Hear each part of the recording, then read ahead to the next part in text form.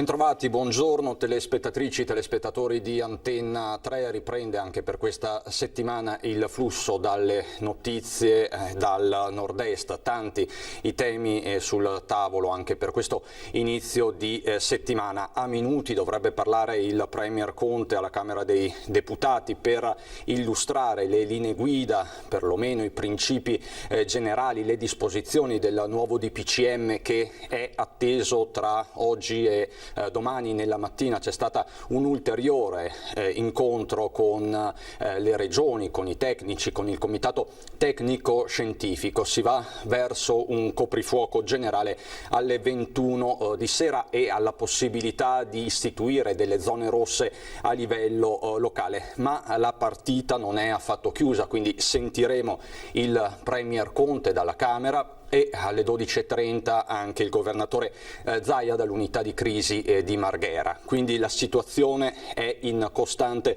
evoluzione e ovviamente vi teniamo aggiornati. C'è poi la cronaca di giornata che ci porta a Spresiano, dove poche ore fa, a metà mattina, si è registrata una tragedia sulla strada lungo la Pontebana. All'altezza, abbiamo anche le immagini, possiamo mostrarvele, dei campi sportivi comunali e della gelateria Punto Gelato. Un uomo di 85 anni, residente in zona, ha perso la vita travolto da un'auto mentre stava attraversando la strada che in quel tratto prende il nome di via Dante Alighieri, non distante dall'incrocio con via Cesare Battisti. Sul posto sono intervenuti medico e infermieri del SUM 118 che hanno a lungo tentato di salvare la vita al pedone. A rilevare l'incidente stradale la polizia locale di Spresiano, sul posto anche la polizia stradale e i carabinieri. Il traffico è stato deviato su due vie secondarie e ha subito gravi conseguenze. Sul posto a constatare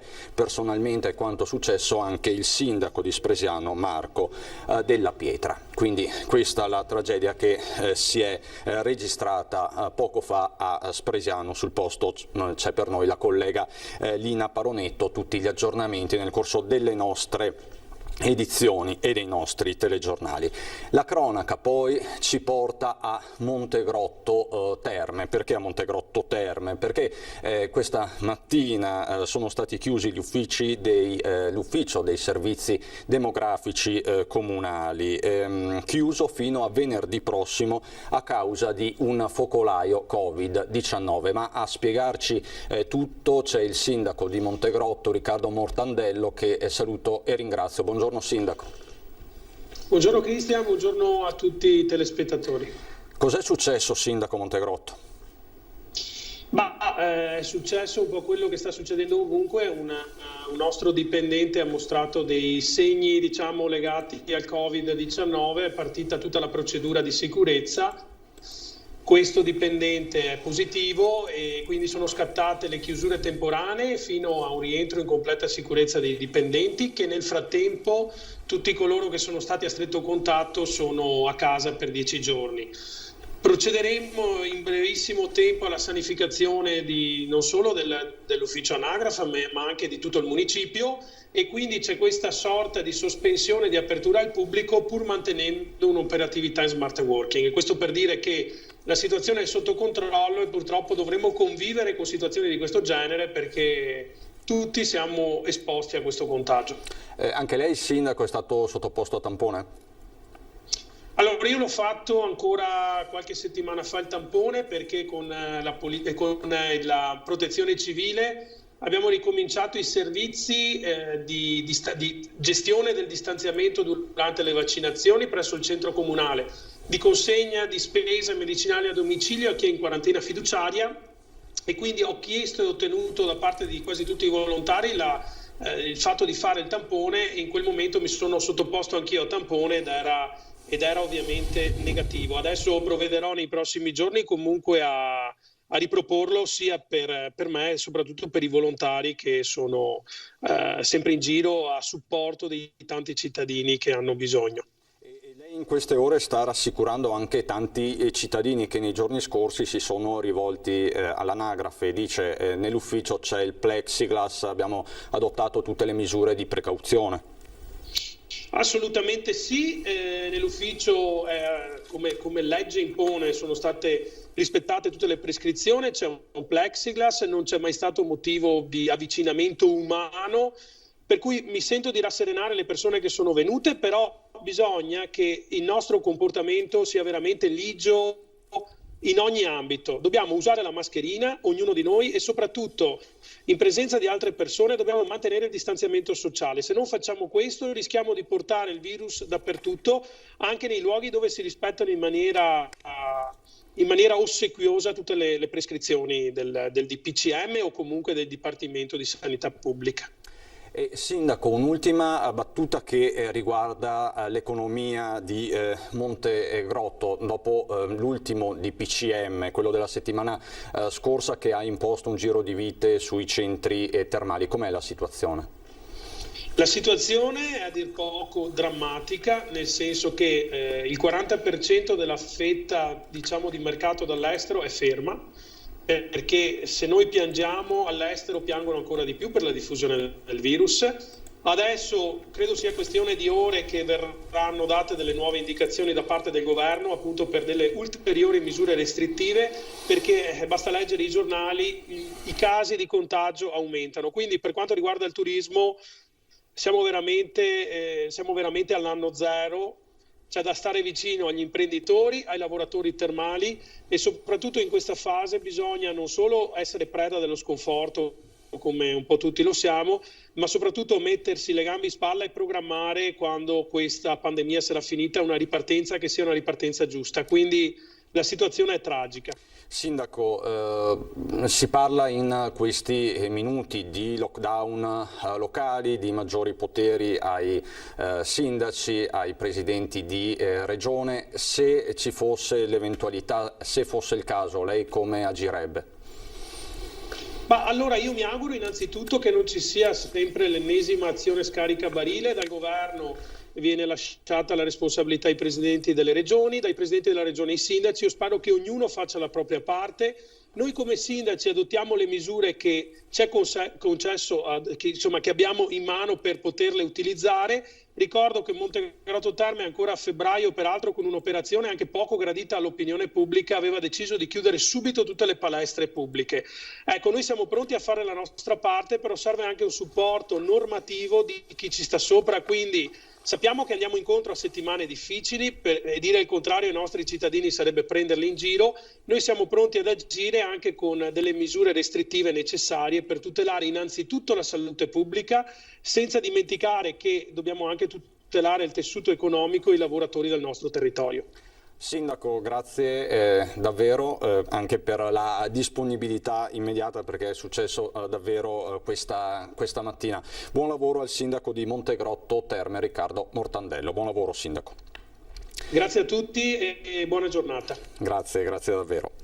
E quella di oggi è anche la giornata dei morti. Si stanno tenendo tante celebrazioni nei cimiteri, ovviamente a norma, all'insegna della massima sicurezza. Ieri una in particolare è stata molto toccante, si è svolta a Castagnato, nel comune lombardo di Castagnato, provato dalla prima ondata del Covid. A sorpresa si è presentato il Presidente della Repubblica Mattarella, che ha lanciato un messaggio veramente forte. Sentiamolo.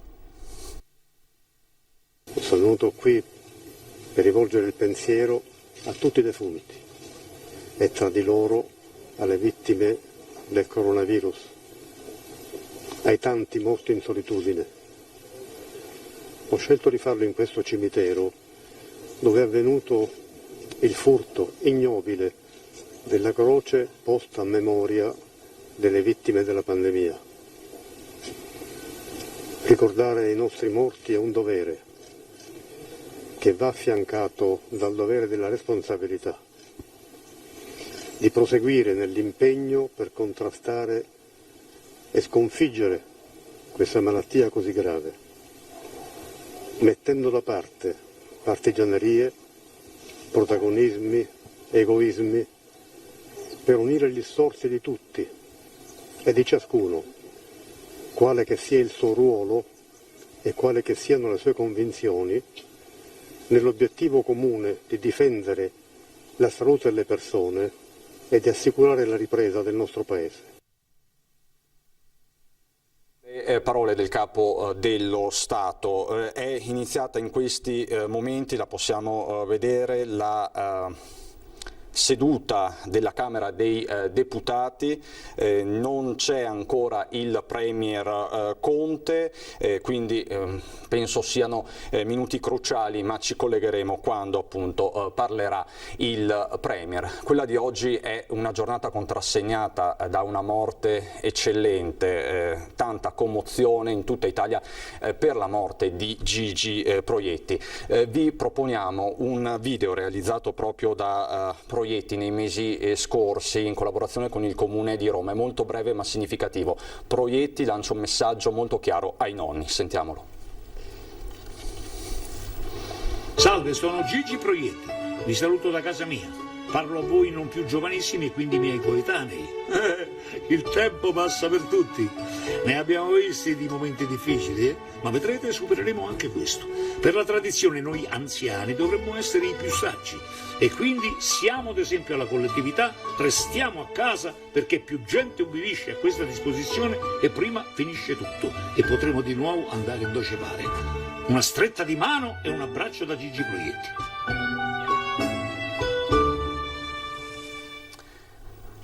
Ecco, queste le parole che fanno riflettere di Gigi Proietti, proprio tra l'altro nelle ore in cui si parla tanto delle dichiarazioni rilasciate da quel tweet di Giovanni Toti sugli anziani non indispensabili, poi chiarito in serata. C'è Roberto Fico, sta parlando Roberto Fico, il Presidente della Camera, non c'è ancora quindi il Premier Conte. Farei così, andiamo in pubblicità. Torniamo qui, ci sarà Fabrizio Pregliasco con noi, il virologo, e poi ovviamente alle 12:30 il punto di Zaia. A dopo.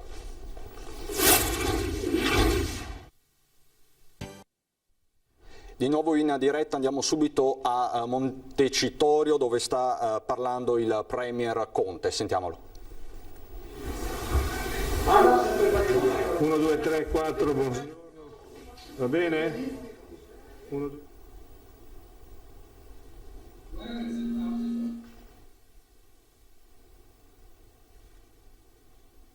Posizione di responsabilità.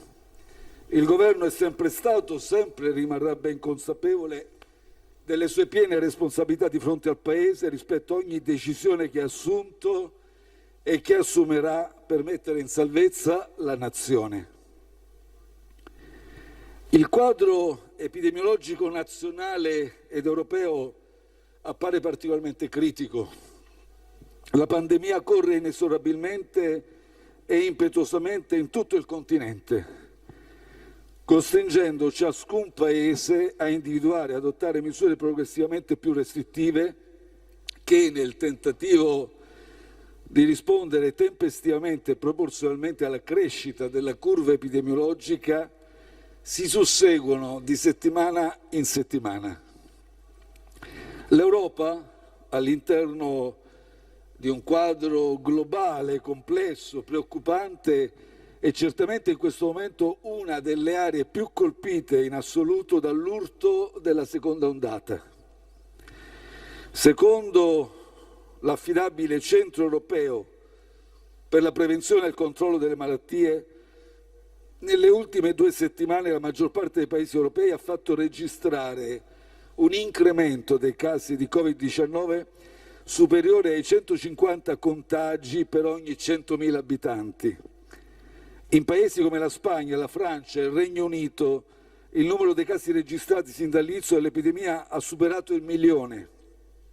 Anche peraltro nel nostro Paese la situazione epidemiologica è in ulteriore peggioramento. Come è noto, i dati relativi alla pandemia vengono raccolti e analizzati ogni giorno da strutture di monitoraggio diffuse su tutto il territorio e poi 2 volte alla settimana, prima una volta, adesso abbiamo chiesto di farlo anche con un intervallo infrasettimanale. C'è una cabina di regia nella quale sono rappresentati l'Istituto Superiore di Sanità, il Ministero della Salute, anche le regioni, che elaborano un report. Purtroppo nelle ultime settimane la recrudescenza della pandemia ha condotto a una moltiplicazione significativa dei contagi. Questi però sono meno della metà di quelli rilevati in Francia, circa la metà di quelli spagnoli, poco meno della metà di quelli del Regno Unito. In questi paesi infatti la ripresa dell'epidemia è iniziata prima e sta correndo di più. In ogni caso, dal monitoraggio effettuato nella settimana dal 19 al 25 ottobre risulta che il numero di nuovi casi segnalato è quasi raddoppiato rispetto alla settimana precedente. Quindi ragioniamo di 100.446 casi rispetto ai 52.960. A ieri, quindi parliamo di domenica 1 novembre, in Italia si registravano in totale 378.129 contagiati.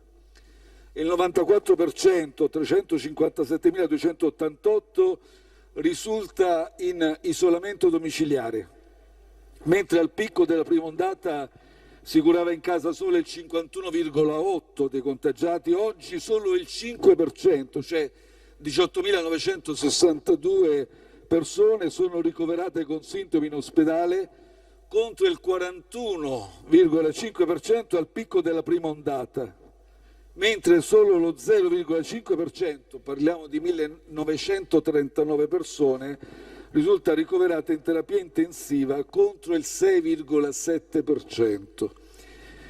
Gli italiani contagiati quindi sono di numero ben più elevato, anche se la gravità dei contagi appare diversa e inferiore rispetto alla prima ondata. Secondo i dati dell'Istituto Superiore di Sanità, oltre il 65% delle persone sono infatti asintomatiche o, come si suol dire, pauci-sintomatiche, con lievi sintomi. E fino al 95% delle persone presentano appunto sintomi lievi. A ieri, domenica 1 novembre, risultavano ricoverati in terapia intensiva 1.939 persone, con il risultato di occupare il 21% dei posti letto già disponibili nel totale di 1.052 posti e il 18% di quelli che si otterranno anche con l'ulteriore distribuzione da parte del commissario Arcuri di nuove attrezzature per un totale di 10.841.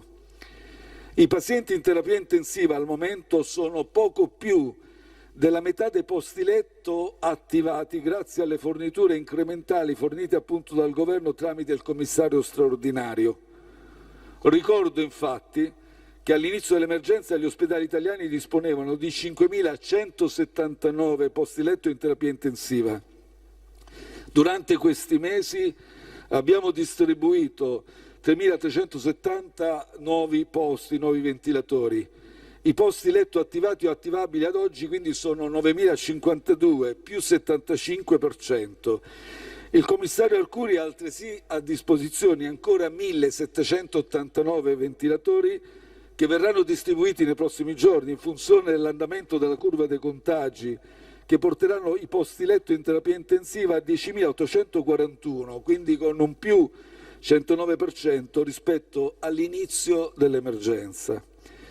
Occorre rilevare che l'aumento dei contagi è anche il risultato di una cresciuta capacità di screening.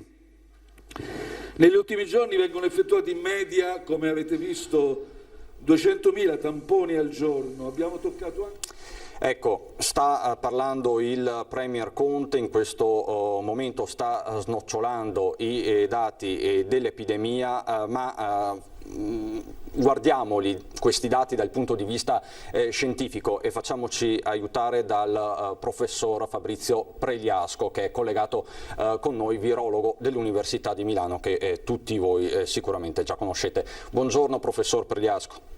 È un piacere, giornate un po' piene, ma direi, come dire, in cui c'è una reazione del Servizio Sanitario Nazionale e nello specifico, insomma, nel nord Italia credo che stiamo tenendo dal punto di vista della struttura, anche se, come dire, è un guaio quello che si sta vedendo, una diffusione ampia in comunità, no? E quindi la difficoltà di individuare il caso specifico che ha portato all'infezione. Questa è un po' la situazione attuale rispetto alla prima ondata, una maggiore pervasività del virus che in qualche modo ha perso quella caratteristica iniziale di essere, diciamo, circoscritto in alcuni focolai, e quindi la sua ampia diffusione in qualche modo ha creato questa situazione che dobbiamo controllare. Il DPCM io credo che qualcosa l'abbia fatto in termini di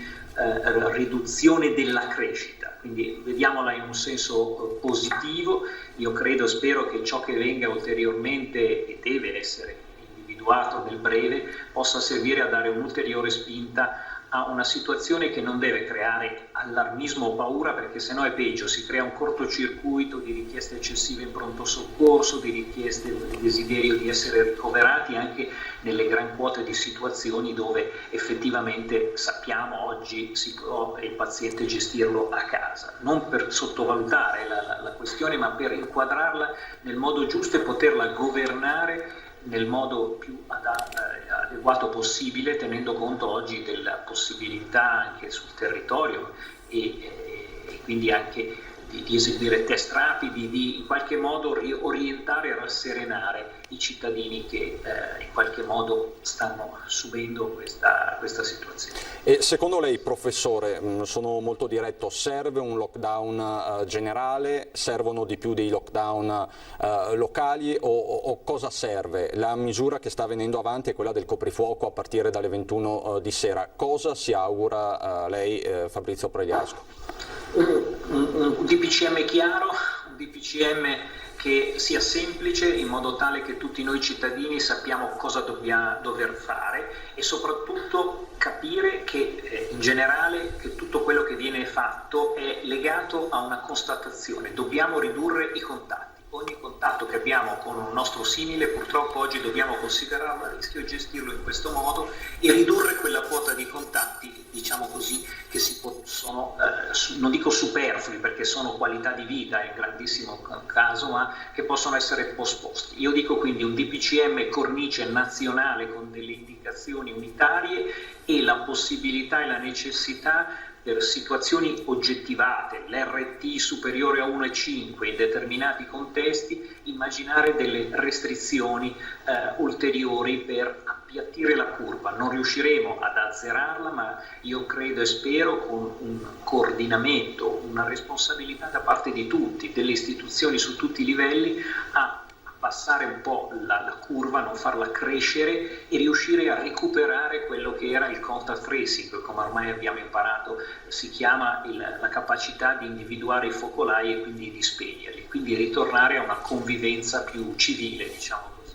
E, lei professore in queste ore battuto, mi perdoni questo termine, da tutte le agenzie anche nazionali perché c'è questo tema dei lockdown programmati. Nei giorni scorsi ne avevamo parlato noi stessi con la professoressa Viola. È una strada percorribile quella dei lockdown programmati? È una pianificazione di una situazione oggettiva che dobbiamo immaginarla nel tempo. Questa convivenza noi l'abbiamo e dobbiamo subirla. Siamo in una situazione come nella pentola a pressione che aumenta molto la pressione. Sgasandola riusciamo a governare la pressione, quindi la pressione sui pronti soccorsi, sulle esigenze di crescita e io lo dico immaginandola come opzione spiacevolissima, ma considerando una, come dire, valutazione nel tempo e molto rapida dell'andamento epidemiologico per farci fronte. Ieri lei sicuramente avrà sentito, come tutti, visto le parole del governatore Toti sugli anziani. Ecco, al di là della frase magari infelice del tweet esecrabile per certi versi, il tema di misure restrittive ulteriori per anziani è un tema reale, un tema vero, professore?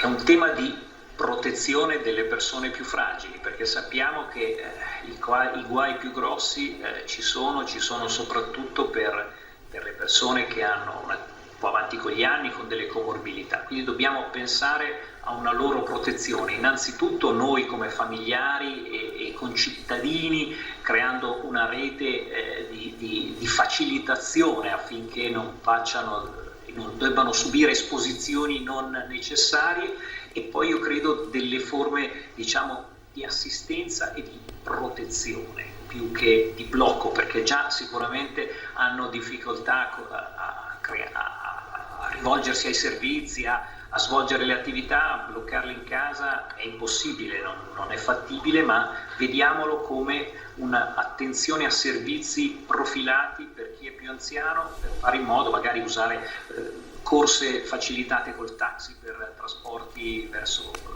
esigenze sanitarie o altro, elementi di protezione molto stringenti. E lei, professore, insegna ovviamente all'università, conosce bene la didattica, si va verso un'intensificazione della stessa didattica a distanza, è la linea giusta? In altri paesi d'Europa c'è un lockdown ma di fatto non sta intaccando le scuole, lei che cosa ne pensa? Non c'è un manuale perfetto della gestione della pandemia e dell'efficacia dell'azione delle singole azioni. Uno studio di Lancet ci dice che chiudere le scuole riduce del 13% l'RT, quindi migliora oggettivamente, perché non è tanto la gestione della scuola, dove nella scuola dei protocolli ben fatti garantiscono diciamo un basso rischio, anche se non si può escludere un livello comunque di rischio in questi contesti, è tutto ciò che ci gira attorno, perché sono 8 milioni di giovani, 2 milioni di operatori, docenti e non docenti, e poi tutte le famiglie, quindi è un movimento di quasi metà della popolazione, quindi garantire l'attività scolastica per i più piccoli è qualità per loro sicuramente. I più grandi secondo me possono gestire la data ed è un sacrificio che gli si chiede ancora dopo quello che hanno già fatto. I piccoli riuscire a gestire questa, diciamo, operatività proprio anche per facilitare il lavoro dei genitori, perché diventa un cortocircuito più pesante, quindi le scelte non sono facili, ma sicuramente la scuola contribuisce. Non che i protocolli non ci siano, così come non ci sono sbagliati i protocolli delle piscine, dei bar, delle palestre, è che in questo momento dobbiamo stringere un po' la vite, riusare quei protocolli costruiti, sono importanti e serviranno nel prossimo futuro, nel momento in cui la curva, io spero, nel breve possa riabbassarsi. E professore, tanto per abbassare i toni prima di collegarci con Marghera, con il governatore Zaia, lei la scorsa settimana è stato protagonista di un confronto allargato anche a livello nazionale sulla questione dell'astinenza da sesso. Ecco, ci spieghi bene questa cosa? Sì, bisogna scherzare un po'. Già sono tempi agri, diciamo. Sì, ma lì è stata una trasmissione radiofonica, Giorno da Pecora, che mi ha trascinato e mi ha fatto dire, no, che questa cosa, che il buon senso ovviamente invece che ci sta. Il mio amico Bassetti è stato dall'altra parte, quindi io ho detto occhio, lui ha detto andate alla grande. Io dico il buon senso ci sta, perché davvero un rischio c'è, ovviamente, in tutti i contatti, lo dicevo, in senso lato, in ogni momento che incontriamo una persona abbiamo il rischio di essere contagiati. Quindi davvero consideriamo che anche la vicinanza familiare, quindi andando sul discorso più generale, può rappresentare un rischio, perché lì abbassiamo un po' la guardia e quindi facciamolo, ovviamente la qualità di vita ci vuole e lo facciamo con buon senso.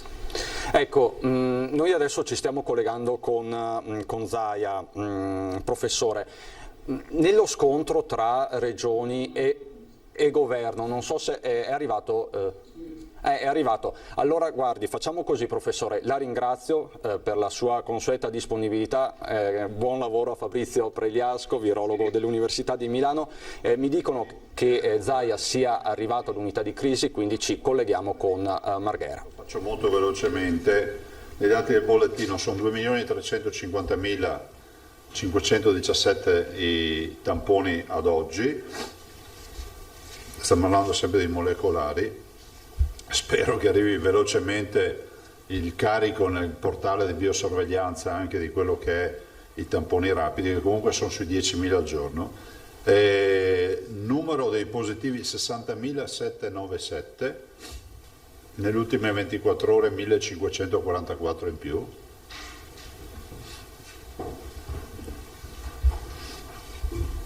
Positivi di oggi 32.933.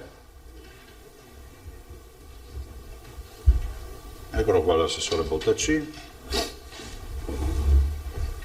In isolamento abbiamo 15.743 persone. Se vi interessa il dato delle ultime 24 ore, sono uscite dall'isolamento 1.125 persone. Quindi un saldo negativo. In ospedale abbiamo 981 pazienti,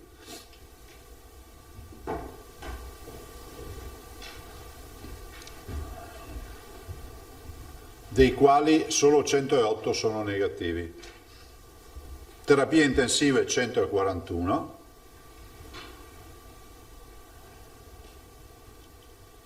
più 5, morti 2.427, purtroppo 9 persone hanno perso la vita anche nelle ultime 24 ore, e poi sì, vabbè, i dimessi 4.814. Vi confermo la percentuale. Adesso non ho il dato qua, ma comunque continuiamo ad avere dati sulla percentuale dei positivi a domicilio, sempre del 2%, 2-3% rispetto al totale. Allora, alcune considerazioni. La prima, e ne parlavo anche questa mattina con l'assessore Bottacin, che si occupa della parte, diciamo, dei modelli previsionali. Noi dobbiamo iniziare a ragionare, ma stiamo parlando di previsioni, e quindi vorrei che sia chiaro che non abbiamo la sfera della verità in mano, sul fatto che, e ne parlavamo anche con la dottoressa Russo, con l'assessore Lanzarin, sul fatto che tutte queste, diciamo, pandemie non è che durano all'infinito, hanno un esordio, dopo c'è una fase di crescita, una di picco, e poi c'è la fase di decrescita. Se guardate anche il picco di marzo, inizia, se vogliamo dare un dato, il 21 febbraio, sale al massimo fino al 29 marzo, dopodiché va scemando, e quindi mediamente questi processi durano dai 70, 80, ecco, in via prudenziale diciamo 90 giorni. Se così fosse, noi dovremmo, scusate,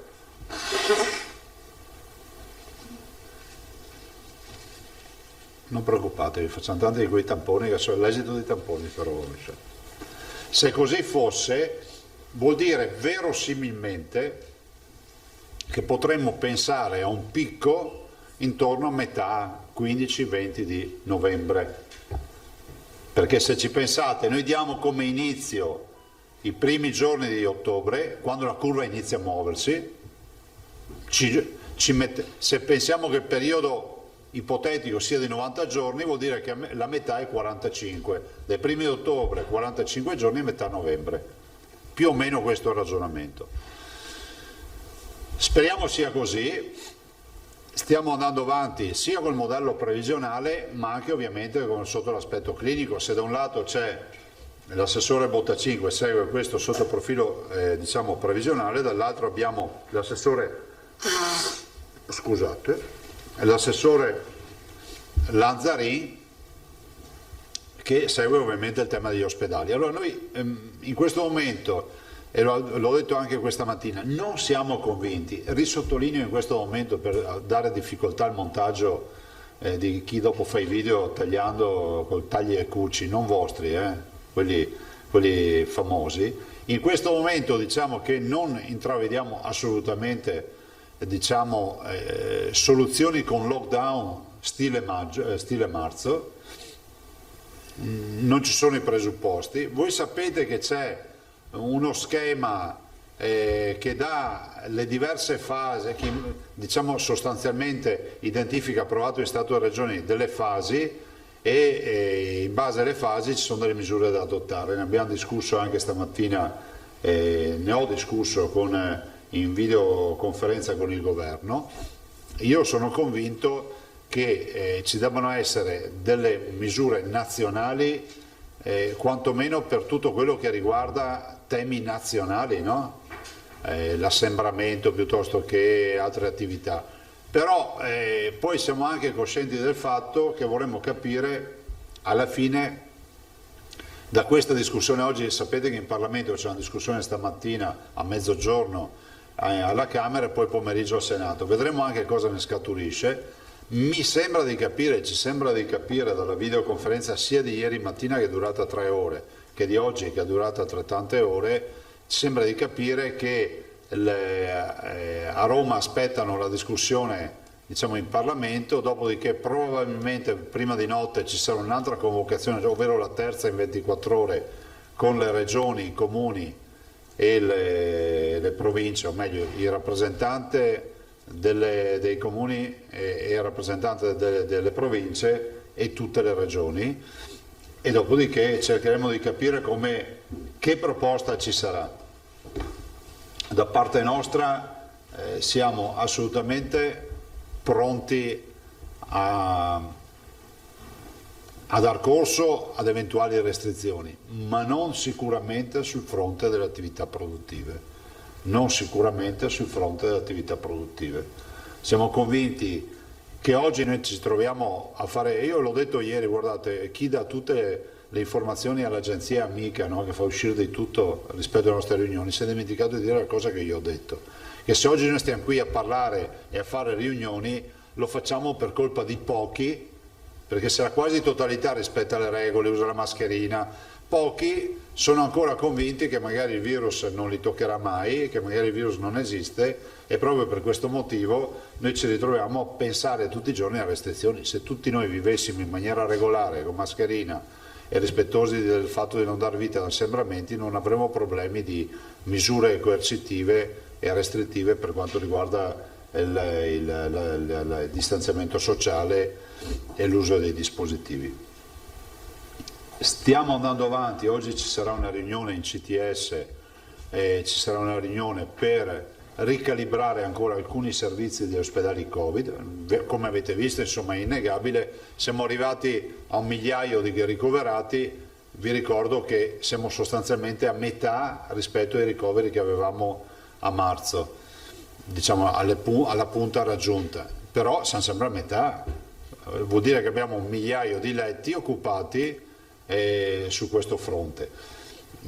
Quindi oggi andrà in CTS un'ulteriore proposta di adeguamento di misure di sanità pubblica con riduzione per quanto riguarda diciamo, attività di lezione ambulatoriale o quant'altro. Adesso vedremo il CTS come si esprimerà e domani vi daremo comunicazione. Abbiamo avuto anche una videoconferenza, la videoconferenza col governo c'era il ministro Boccia e il ministro Speranza e tutti i colleghi presidenti.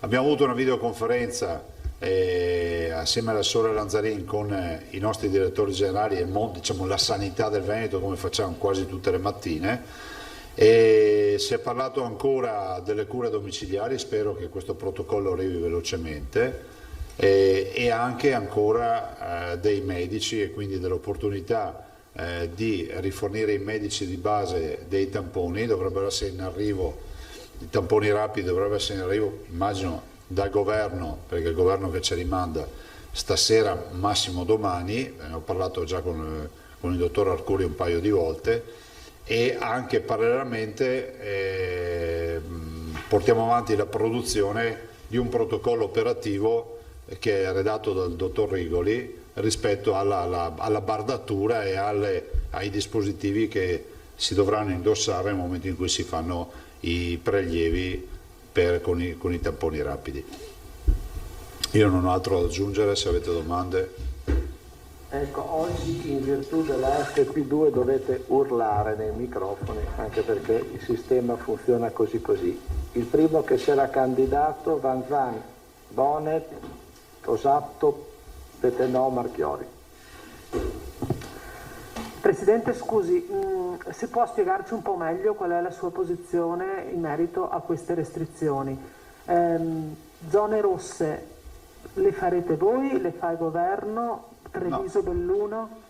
Ad oggi non c'è nessuna proposta. Noi abbiamo sostanzialmente una roadmap che è segnata da quell'accordo portato in Stato-Regioni che identifica delle fasi, diciamo dalla fase non acuta a quella mediamente acuta, l'acuta è alla drammatica, a quella emergenziale per il Covid, e stabilisce tutta una serie di misure. Ma sono misure che non è che sono scritte, non è che c'è scritto fai il lockdown dalle 8 di sera alle 10 del mattino, lascia a casa tutti, c'è scritto attivate misure di distanziamento sociale, cercate di pensare alle categorie a rischio e quant'altro. Con il governo il dibattito stamattina, la riunione che c'è stata assolutamente tranquilla, è stata fatta con sostanzialmente dove si sono confrontate due linee di pensiero. Quella del governo che dice ma noi facciamo una robettina di minima e dopodiché il problema deve essere gestito a livello regionale, e chi dice invece che ci sono attività non di minima ma importanti che si possono fare a livello nazionale che il governo ha l'obbligo di prendere. Non è una rinuncia all'autonomia, ma è un'evidenza di quello che è accaduto fino ad oggi. La filosofia fino ad oggi è stata che il governo ci ha abituato a dei DPCM, no? Alla luce di questo, oggi si chiede che alcune misure che riguardano comunque, che vanno oltre i confini regionali, vengano prese a livello nazionale. Dopodiché è pur vero che ci sono delle situazioni regionali diverse una dall'altra, nel senso che ma anche all'interno delle regioni ci sono delle situazioni diverse, no?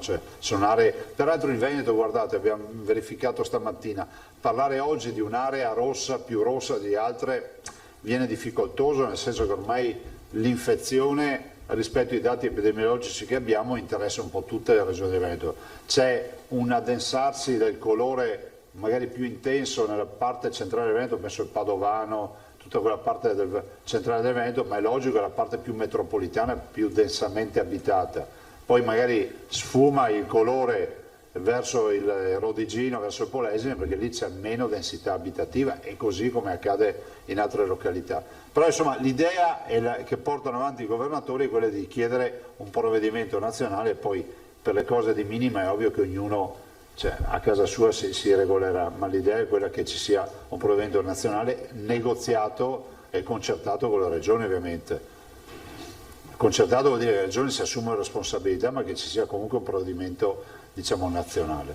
Ma quindi i veneti cosa si devono aspettare esattamente? I veneti si devono aspettare che riusciamo a capire come si può dire, che accordo riusciremo a chiudere, perché a tutt'oggi non c'è, ci sono state delle proposte minimali, ma sono proposte di riscaldamento a bordo campo, nel senso che non si è parlato di un protocollo di misure da adottare e non ci è stato chiesto il sì o il no.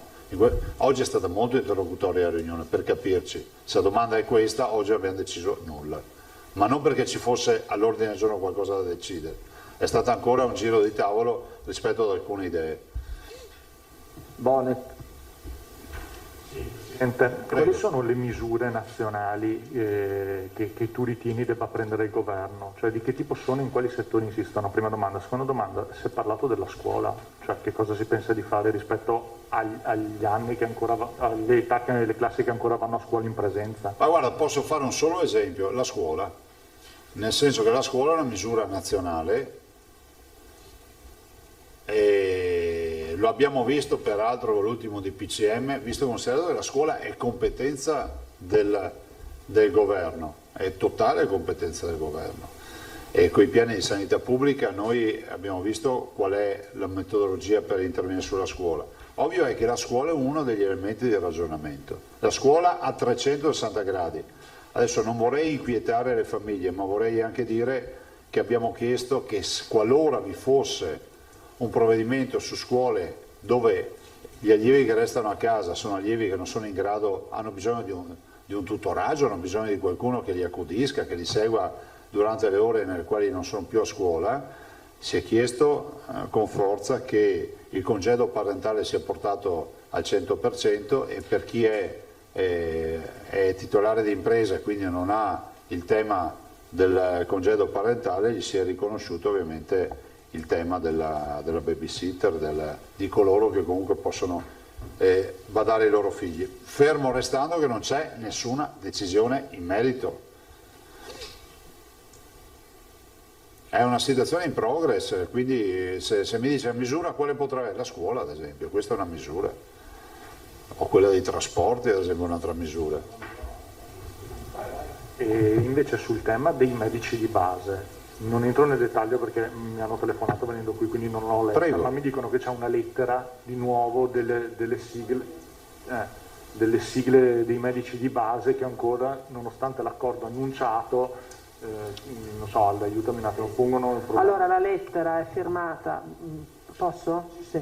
Allora la lettera è firmata da Crisarà, quindi Federazione dei Medici di Medicina Generale, che se la prendono un po' con lei, Presidente, e un po' con alcune testate giornalistiche, perché la sua dichiarazione, quando ha annunciato l'accordo e quindi il fatto che tutti i medici dovranno fare i tamponi in ambulatorio e che se non lo fanno saranno sanzionati, obbligatoriamente c'è scritto. Sul fatto che saranno sanzionati l'hanno presa male, sostenendo che sono loro che lo vogliono fare e quindi non c'è bisogno di far passare il concetto che saranno precettati. Bene, guardate, e quindi sostengono ci avete messo sulla graticola quando in realtà noi abbiamo sempre voluto muoverci in questo... Ma è assolutamente vero, e la prova provata è che abbiamo 650 medici in Veneto su 3.150, quindi viene facile fare 3.150 meno 6,50, no? Che volontariamente, gratuitamente, hanno scelto in tempi non sospetti di farsi dare i tamponi e fare i loro pazienti, punto. Dopodiché siccome 3.150 meno 6,50 piuttosto che migliaia di medici meno quelli che erano disponibili, il conto non tornava a livello nazionale, è stato modificato il contratto nazionale con un accordo col Ministro. E quindi la firma di quel contratto che ha avuto il 100% delle adesioni dei pediatri di libera scelta e il 75% delle adesioni dei medici di base, sono due contratti, sono due tavoli, alla luce di quello diventa erga omnes, cioè chiunque fa quella professione, anche se non ha firmato, assume l'obbligo di fare quello che è previsto nel contratto. Allora, io non ho utilizzato, mi è stato detto, per carità, mantengo buoni rapporti e di rispetto con i medici, però sinceramente non è che qua possiamo andare avanti con la pelle delicata. Nessuno ha offeso i medici di base e voi ne siete testimoni. Se dopo è lesa maestà anche dire che il contratto prevede l'obbligo di fare tamponi, qualcuno mi venga a dire qui che il contratto non prevede l'obbligo. Il contratto prevede l'obbligo e prevede anche un ristoro economico di 18 euro a tampone, se fatto all'interno dell'ambulatorio, non a carico del paziente, a favore del medico pagato dal sistema sanitario nazionale, e 12 euro se quel medico non riesce a farlo in casa e andrà in palestra del comune o in qualche altro locale esterno al suo ambulatorio. Più ore aggiuntive degli infermieri. Evito di star qui a descrivervi cose. Nessuno ha voluto denigrare i medici, però guardate, come si può dire, tempo è galantuomo, nel senso che inizieremo, distribuiremo i dispositivi e dopodiché, visto e considerato che sembra che qui darò ufficialmente il sistema informatico è pronto, siamo l'unica regione in Italia che ha già fatto tutta la procedura, pensate che bravi che siamo.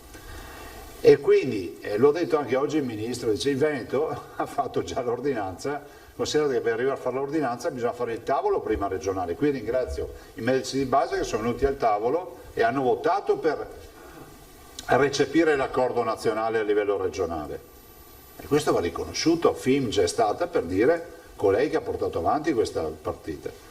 Dopodiché io ogni settimana, siccome è tutto informatizzato, vi dirò quanti sono i medici che hanno fatto 0 tamponi, quanti ne hanno fatti tot, insomma per categorie, in modo tale che poi ognuno fa le sue valutazioni. Guardate, stiamo parlando di un servizio di sanità pubblica ed è un servizio pubblico che avendo a monte, a nazionale, una firma che coinvolge tutti erga omnes, è di precetto di fatto, uno non è che può rifiutarsi. Tanto è vero che ho visto che qualcuno si è agitato e ha detto verranno sanzionati. Sì, verranno sanzionati perché lo prevede la legge, non è un'invenzione della Regione del Veneto. Verranno sanzionati perché lo prevede la legge. Ma scusate, non penso di aver detto nessuna eresia, di aver offeso nessuno. Cioè non è, se il Presidente della Regione ruba verrà incarcerato, no? Se un medico non fa una roba verrà sanzionato. Se un cittadino supera l'eccesso di velocità gli ritirano la patente, gli mettono la multa e gli tolgono i punti. Abbiamo detto delle bestialità? O è proibito dire ste robe? Presidente, ma quando arriveranno allora i tamponi? I tamponi quando è che diventeranno operativi? Fondamentalmente in settimana, perché i tamponi arriveranno, io spero, tra stasera e domani, perché ovviamente siamo anche i primi ad averne la fornitura dal commissario nazionale Arcuri, col quale ho parlato già venerdì, e loro sanno che siamo la prima regione che va in quota, questo per merito non solo nostro ma anche dei medici che hanno aderito a questo accordo, per cui è innegabile. Ad esempio Crisarà è stato uno di quelli che si è battuto per questa partita, poi ovviamente anche lui fa le lettere per dare un colpo al cerchio e un colpo al monte, perché io l'ho letta la lettera, dice sì la regione, sì i toni, però in cuor suo sa benissimo che non abbiamo offeso nessuno. E il dottor Rigoli prepara questo protocollo che dirà FP2, visiera, quello che sarà. Siamo già pronti anche per fornire tutto tramite le direzioni generali, dopodiché si parte. Guardate che è un grande servizio. Io ringrazio i medici di base per questo servizio, perché vuol dire che se hai un dubbio diagnostico, tu che sei medico di base, rispetto al tuo paziente, non a uno che passa per strada, al tuo paziente che lo conosci, gli fai il tampone rapido e via. Guardate, l'ho fatto dire stamattina al dottor Rigoli, ma l'avete visto anche voi il giorno che l'abbiamo fatto a Rick Cesarano. Cioè, ha detto, mediamente a fare un tampone ci si mette 4 minuti. Adesso non vorrei aprire una polemica anche su questo, ma inviterò Rigoli e vi farà vedere quanti minuti ci mette a fare un tampone. Cioè non è che è un'operazione a cuore aperto, C'è qualche medico che mi ha scritto io come farò a fare i tamponi perché ho già tanto da fare. Cioè, scusate, a parte il fatto che c'è un accordo sul contratto nazionale, dopodiché vi ricordo che come sono remunerati poi uno si organizza, no? Uno può anche dire io li faccio un'ora al giorno, la mattina presto, la sera venite in quel posto e li faccio con un fatto organizzativo, ma cioè, non vorrei che venisse detta come un'azione coercitiva, perché è un percorso che facciamo assieme ai medici di base. Presidente, su questo il problema principale credo che sia più organizzativo. Scusate, no, era riguardo al un secondo, era proprio riguardo agli spazi. Ieri il Presidente dell'Anci Veneto, Conte, ha messo a disposizione ai sindaci fate una ricognizione, quindi ci sono anche dei tempi tecnici, non possiamo aspettarci che dalla settimana prossima tutti siano attivi. Ma guardate, no, scusate, allora io voglio essere chiaro. Qui noi consideriamo i medici di base degli amici e dei compagni di viaggio, che sia chiaro. Dopo ognuno ha le sue mele marce, no? Tutti le abbiamo. C'è chi proprio non vuole capire.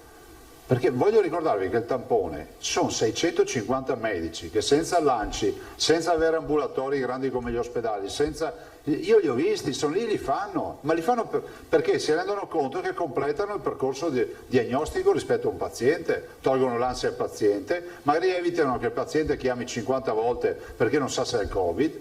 Non lo trovo trascendentale sta roba. Cioè, quindi li fanno già sti tamponi. L'assessore Lanzarini ha parlato con Conte per dare questo ulteriore sostegno, perché ci mancherebbe, noi siamo qui per fare in modo di metterli a regime, punto. Allora tu mi dici quando si partirà, perché adesso mancano i locali. No, non manca. Cioè, su un medico di base va a fare una visita a un suo paziente a casa con la febbre e decide di infilare nelle 2 narici il tampone rapido e fare il test sul bordo sul comodino, può farlo, Cioè, non c'è scritto che bisogna andare in un laboratorio BL4 per fare le cose, cioè ma è esattamente quello che fanno i nostri medici delle USCA, vorrei ricordare, le unità sanitarie di continuità.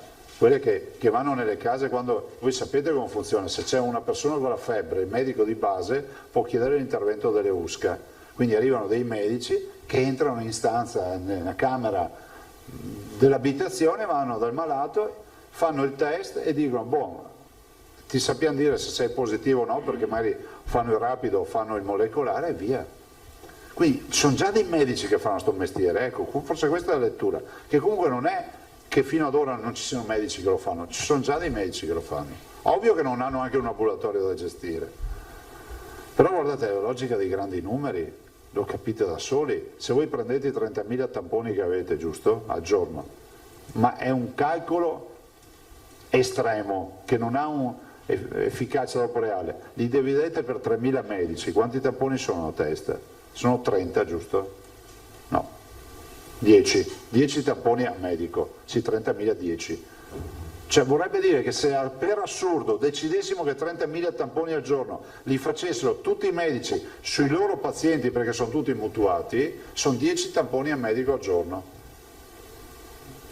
Questa è pura statistica, la realtà è un'altra roba, per cui, perché dei 30.000 io immagino che in altri 15-20.000 continueremo a farli noi, poi ne resteranno veramente una quota inferiore ai 30.000 a disposizione dei medici di base. Quindi è affrontabile sta roba, però non buttiamola in polemica, perché adesso i cittadini hanno bisogno di solidità e capire che facciamo tutti lo stesso percorso. Allora, ricominciamo col giro. Tosato, Pettenò, Marchiori. Ho detto non buttiamola in polemica, poi si è parlato Tosato. Noi siamo qui per darle un sollievo. Sì, ho visto che sollievi che mi devo gli altri.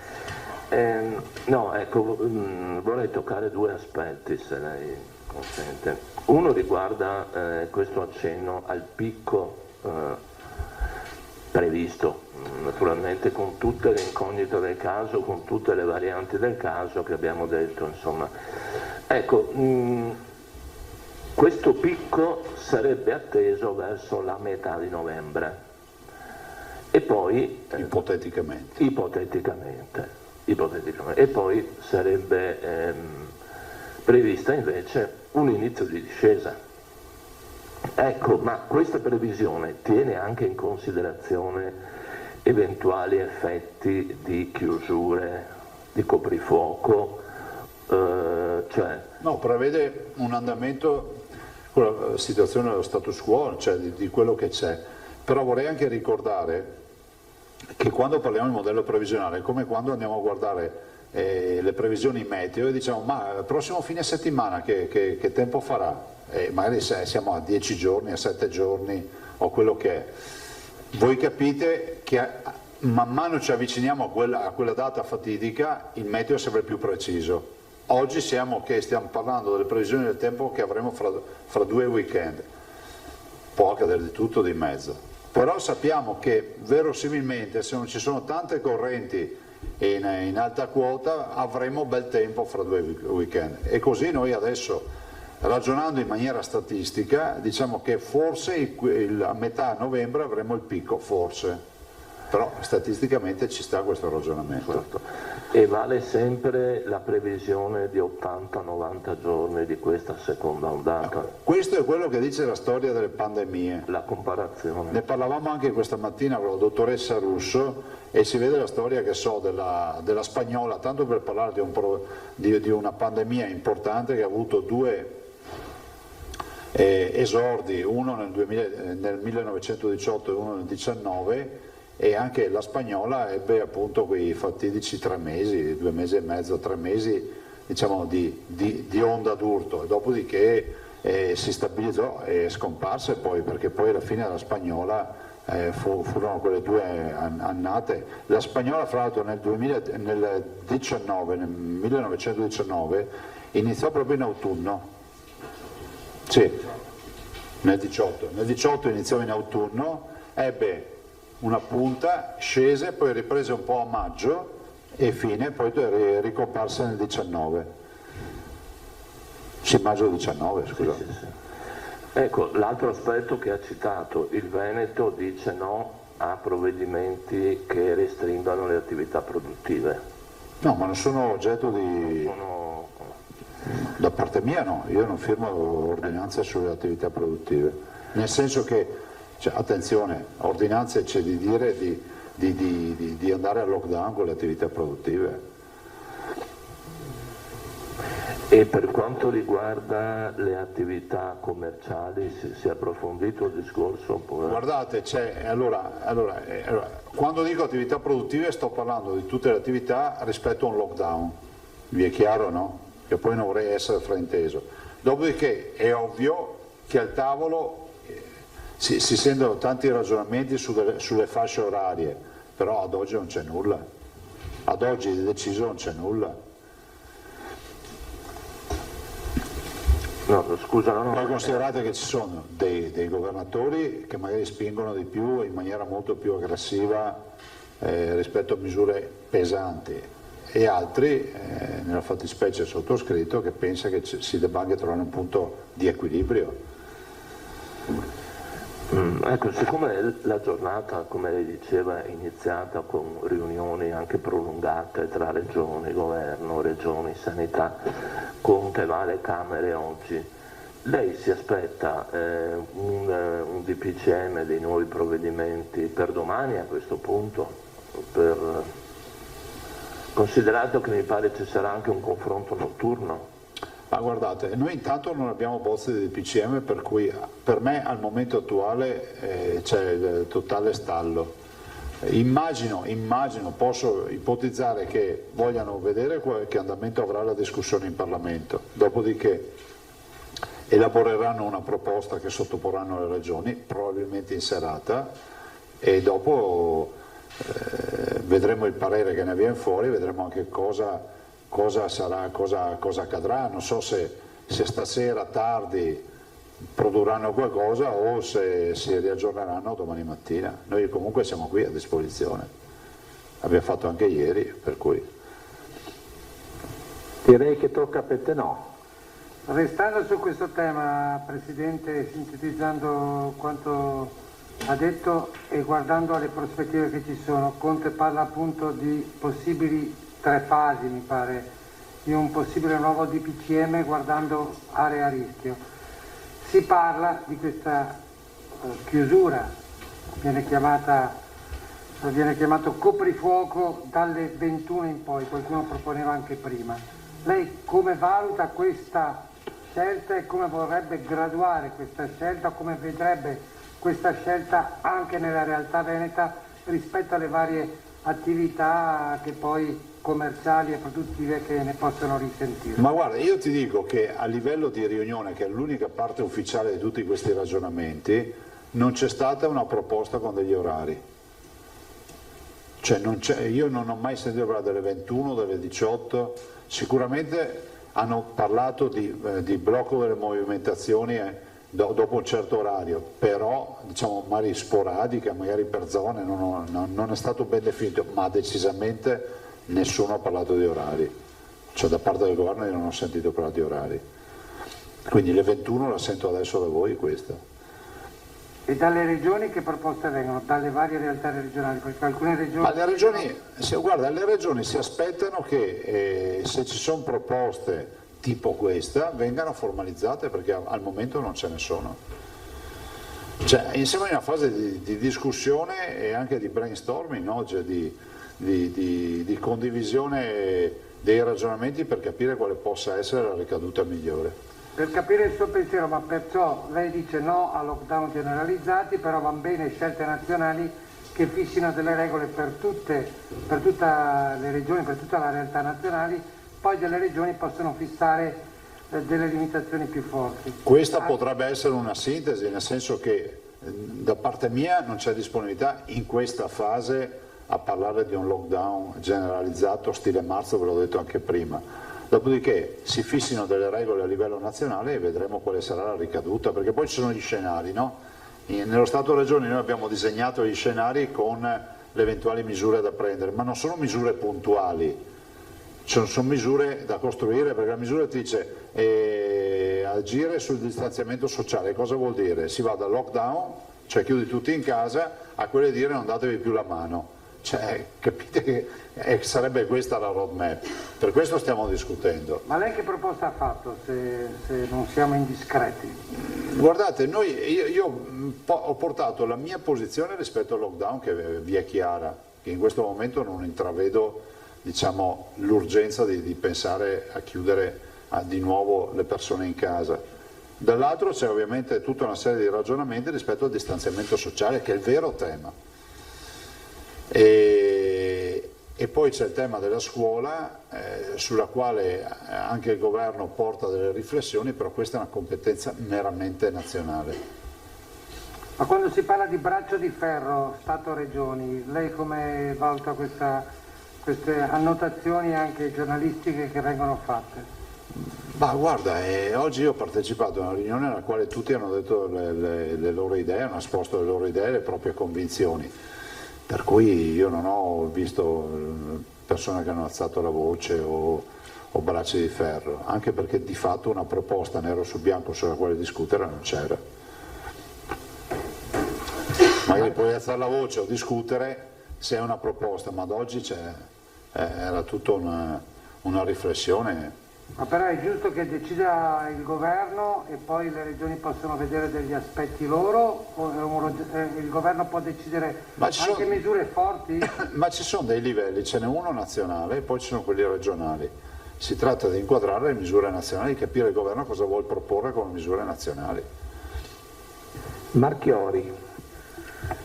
Sì, Presidente, buongiorno. Ho più domande. Cioè dovete anche capire che non è che vi posso anticipare aspetti che non sono anticipabili perché non sono meramente, cioè non sono per nulla decisi, e dall'altro anche pensare che si possa parlare di cose che vanno condivise con tutti, cioè quindi io mi devo fermare qui rispetto a questi ragionamenti. Scusami. No, niente. Allora, a me non è chiara una cosa per quanto riguarda i medici. Allora, lei prima ha detto che i 650 su 3150 avevano scelto di farlo volontariamente. Sì. Quindi mi faccia capire, la questione della remunerazione è subentrata in un secondo momento nel contratto, cioè del tipo quelli che poi hanno accettato l'hanno accettato, diciamo, anche per questo aspetto? No, ma io non ho detto questo, ho detto che il Veneto è iniziato in fase embrionale grazie alla collaborazione con i medici, in particolar modo, devo dirlo, con la FIMS che ha accettato di farlo da subito, di farlo in maniera volontaria, e alcuni hanno aderito da subito. Dall'altro poi questa situazione di questo modello sperimentale Veneto è maturata a livello nazionale, hanno trovato un accordo e quindi hanno remunerato, ma non ne faccio una questione, a me non sono interessato al tema che sono remunerati o non remunerati, dico che è partita da qui una fase, diciamo, di volontariato e poi ovviamente è stata inquadrata. Sì, voglio dire, non è stata una delle condizioni, diciamo, obbligatorie per arrivare all'accordo? Ma io non ho partecipato all'accordo, per cui non so, è nazionale l'accordo. Ok. Poi altre due questioni. Allora, uno, volevo chiedere la sua opinione quando si parla di lockdown per gli anziani, ovvero per gli ultrasettantenni. E poi ancora come la vede sugli eventuali spostamenti tra regioni o meno, di cui si sta parlando ma non si capisce ancora molto, ovviamente, perché non è stato deciso, però per capire. Allora, il tema degli anziani è un tema di riflessione non solo nazionale ma anche internazionale, peraltro c'è molta bibliografia scientifica rispetto a questo e anche molte misure di sanità pubblica internazionale rispetto a questo. Ve ne dico una che può sembrare, perché tutti pensano agli anziani, pensano sono robe coercitive, ve ne dico una invece che è intelligente e penso che potrebbe servire a far capire anche quella filosofia. Siccome vediamo che il tasso di ospedalizzazione relativo agli over 70 è un tasso importante, e anche sul fronte della mortalità, capiamo ad esempio, prendiamo una misura che a livello internazionale spesso viene utilizzata, che secondo me non è un fatto di civiltà, pensare di poter garantire, di poter andare a fare la spesa al supermercato dalle 8 del mattino, che so, alle 9, alle 10, e garantire solo a quella fascia d'età l'accesso. cioè metti in sicurezza rispetto a magari a contatti con eventuali superdiffusori. Ma questo è un fatto, come si dice, di attenzione nei confronti diciamo, degli anziani. Dall'altro, altre misure devono tener conto assolutamente di chi è in attività ancora, perché ci sono anziani che magari vivono di pensione, non hanno più attività professionale, altri hanno attività professionale o imprenditoriale, anche questo è un altro aspetto da affrontare. Molti aiutano anche le famiglie? Ma molti aiutano le famiglie, altri hanno la necessità di incontrare persone non anziane, perché magari sono persone che vivono da sole, sono sole e hanno bisogno di un accompagnatore o hanno bisogno di una persona, di un parente per fare molte attività. Per cui è un mondo questo, no? Però è innegabile che se noi riusciamo a mettere in sicurezza in maniera civile i nostri anziani, salvaguardiamo la loro salute.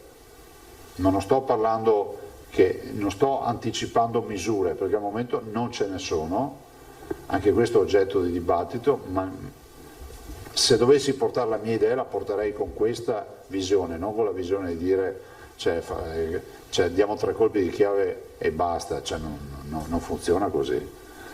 Okay, poi quello del supermercato con la fascia d'orario vi dà già un'idea che con poco cosa potremmo fare. Ok, poi c'era quella che riguarda gli spostamenti eventuali tra le regioni? Non se ne è parlato, o meglio, c'è stato un accenno, ma non con nulla di fatto, nel senso che non... Qualora si facesse decidere i governatori, lei cosa farebbe? Ma cioè, il tutto deve essere deciso su base epidemiologica, cioè voi considerate che ogni mia ordinanza ha prima un parere anche da parte del servizio dipartimento di prevenzione che valuta gli scenari, quelli depositati in Stato e Regione, dopo in base a quello si decide se ci sta o non ci sta l'ordinanza. Ok, l'ultima domanda che è extra coronavirus, oggi ricorrono i 10 anni dall'alluvione che ha colpito la zona di Casalserugo, Dovolenda, eccetera, quindi se la voleva ricordare. Guarda, io ho un ricordo che è indelebile, nel senso che poi ho fatto il mio esordio da Presidente di Regione, ero stato eletto a maggio, a marzo quindi era il mio primo anno, il 29 marzo sono stato eletto, era il mio primo anno, i miei primi mesi, e mi sono ritrovato con questa tragedia. Ricordo che sono stati 235 comuni alluvionati, abbiamo avuto 10.040 famiglie e imprese sott'acqua ed è stata anche un'esperienza umana unica e poi organizzativa, e anche la mia prima esperienza di protezione civile vera, e abbiamo affrontato questa sfida assolutamente con piglio, e ho avuto il mio primo ruolo commissariale, l'ho avuto allora, e abbiamo portato anche il federalismo in protezione civile in una tragedia, perché abbiamo inaugurato questo corso che adesso sembra ufficiale per tutti, ma allora non era così, cioè i soldi arrivavano dallo Stato, restavano in regione e poi le regioni ogni tanto liquidavano delle pratiche, ma 10.040 pratiche. Invece io ho adottato subito dal commissario il modello di vi anticipiamo, già vi diamo subito un anticipo, ma diamo i soldi ai vostri comuni che vi conoscono e quindi vi accompagnano, tanto è vero che se voi osservate nessuno parla dice di avere ancora crediti rispetto all'alluvione 2010. Abbiamo liquidato tutti per un ammontare del 75% dei danni come previsto per legge. Grazie ai volontari, ai tanti volontari che si sono mossi, quelli diciamo organizzati, protezione civile per prima, vigili del fuoco, tutte le associazioni di volontariato e poi i cittadini, è stata veramente una chiamata di popolo.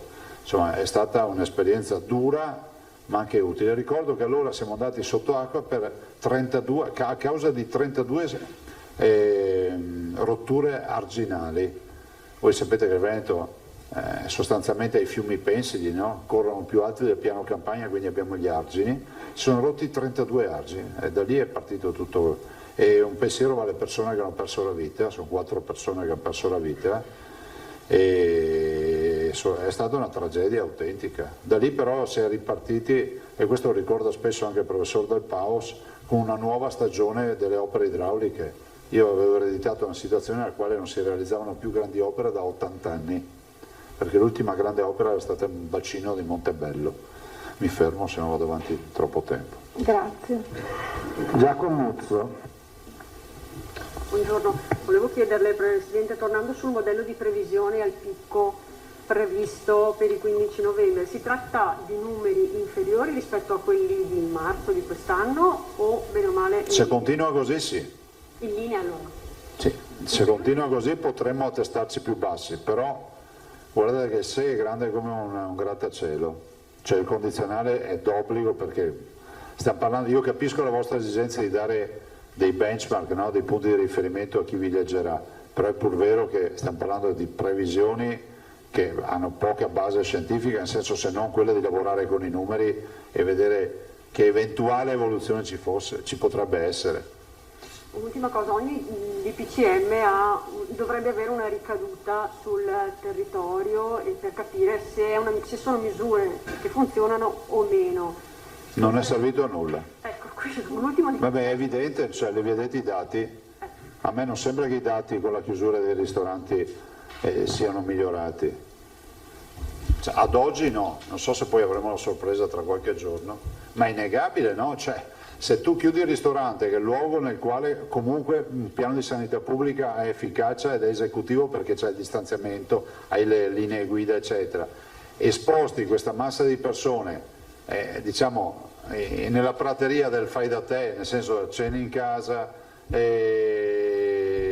altre forme di aggregazione, altro, è inevitabile che forse abbiamo anche l'effetto boomerang poi alla lunga, no? Allora abbiamo Prigioni, Bonet avrebbe bisogno di un'altra domanda, Alda e poi vediamo.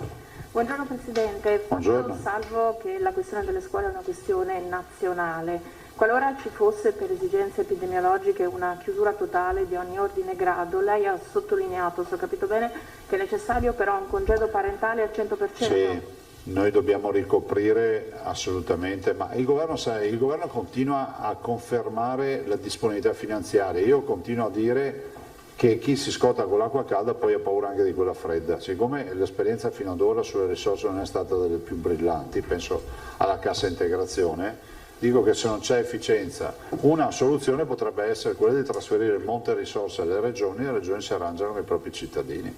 Forse l'efficienza viene fuori molto più, come si può, evidente. Questa è una posizione condivisa da tutti i presidenti di regione? Sulla parentale, ma sul parentale non ci sono dubbi. Grazie. Non ne abbiamo parlato, ma conoscendo i colleghi penso che nessuno abbia problemi sul parentale. Marco? Sì. Una domanda più politica, Presidente, Prego. perché è oggetto questo di dibattito. Cioè lei non teme che la posizione che stanno assumendo i governatori in questa fase, in forma più dura come sta facendo Fontana della Lombardia, ma anche nella sua versione più blanda, cioè di rimettere al governo comunque la decisione sia un'occasione persa di autonomia per chi magari confidava nel fatto che proprio la pandemia fosse l'occasione per le regioni, anche nel nostro caso che hanno un quadro epidemiologico favorevole, per dimostrare di poter essere, tra virgolette, padrone a casa nostra. Ecco, questo. Sì, ma non è così facilmente trasformabile, no?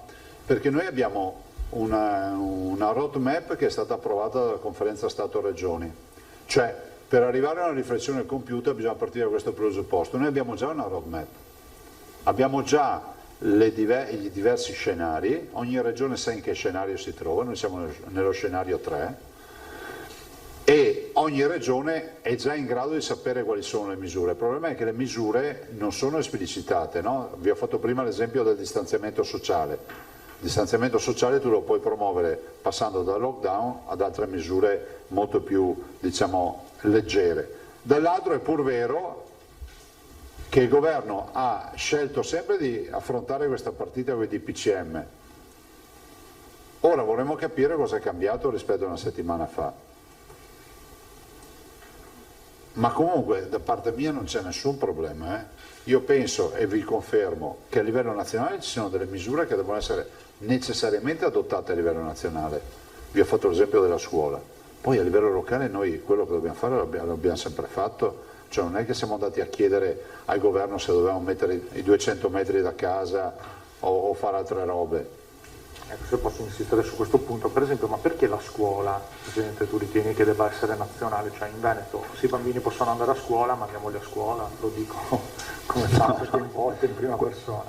Questo l'ho capito, ma anche la scuola è regolamentata dal famoso R con T, quindi sopra l'1.5 di R con T, quindi il tasso, l'R con T praticamente dice che un infettato può dare origine a una ulteriore infezione in mezzo, diciamola così, c'è brutto da dire, se l'R con T è con 2, R con T 2 vuol dire che una persona positiva può infettare altre 2 persone, così l'esempio l'abbiamo fatto bene.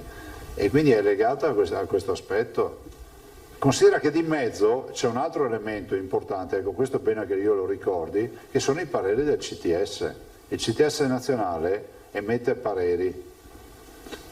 Per cui in tutto questo incastro, avendo poi il governo dato un sacco di spazio al CTS nazionale, io i provvedimenti li assumo a livello regionale, non ho problemi, però vorrei avere anche la copertura di quello che poi vado a fare oltretutto.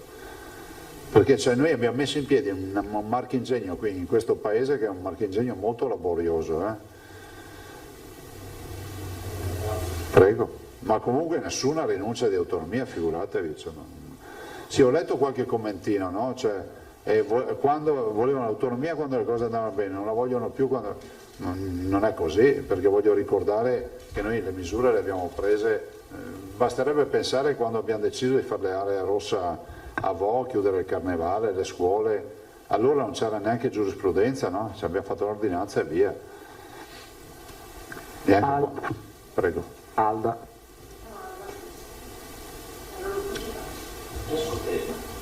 Allora se nessuno altro... Cioè nel senso che Presidente, se domani mattina o questa notte il governo Conte firma un DPCM e ci mettono in lockdown, ipotesi alquanto improbabile, però potrebbe capitare perché il ministro Speranza spinge, perché il CTS cambia idea. I cittadini veneti potrebbero dire: ma scusi Presidente, le avevano detto decidete voi e noi potevamo decidere per non avere lockdown. Questa è l'obiezione. No, attenzione, ok, capisco l'obiezione, ma non sta in piedi giuridicamente, cioè non è che il governo ci dà il lockdown perché noi non abbiamo detto nulla. Il governo comunque propone un documento, dopodiché ogni regione esprime la sua considerazione, cioè non è proprio così. A parte il fatto che in questo momento non c'è neanche presupposto giuridico, epidemiologico per imporre un lockdown, a nostro avviso. Tanto vero, io l'ho sempre detto, ma se devo essere onesto, non ho sentito la parola lockdown nelle riunioni.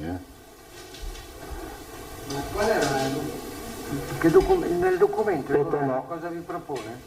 Prego? Nel documento. Non c'è un documento ad oggi. Non c'è un documento. No.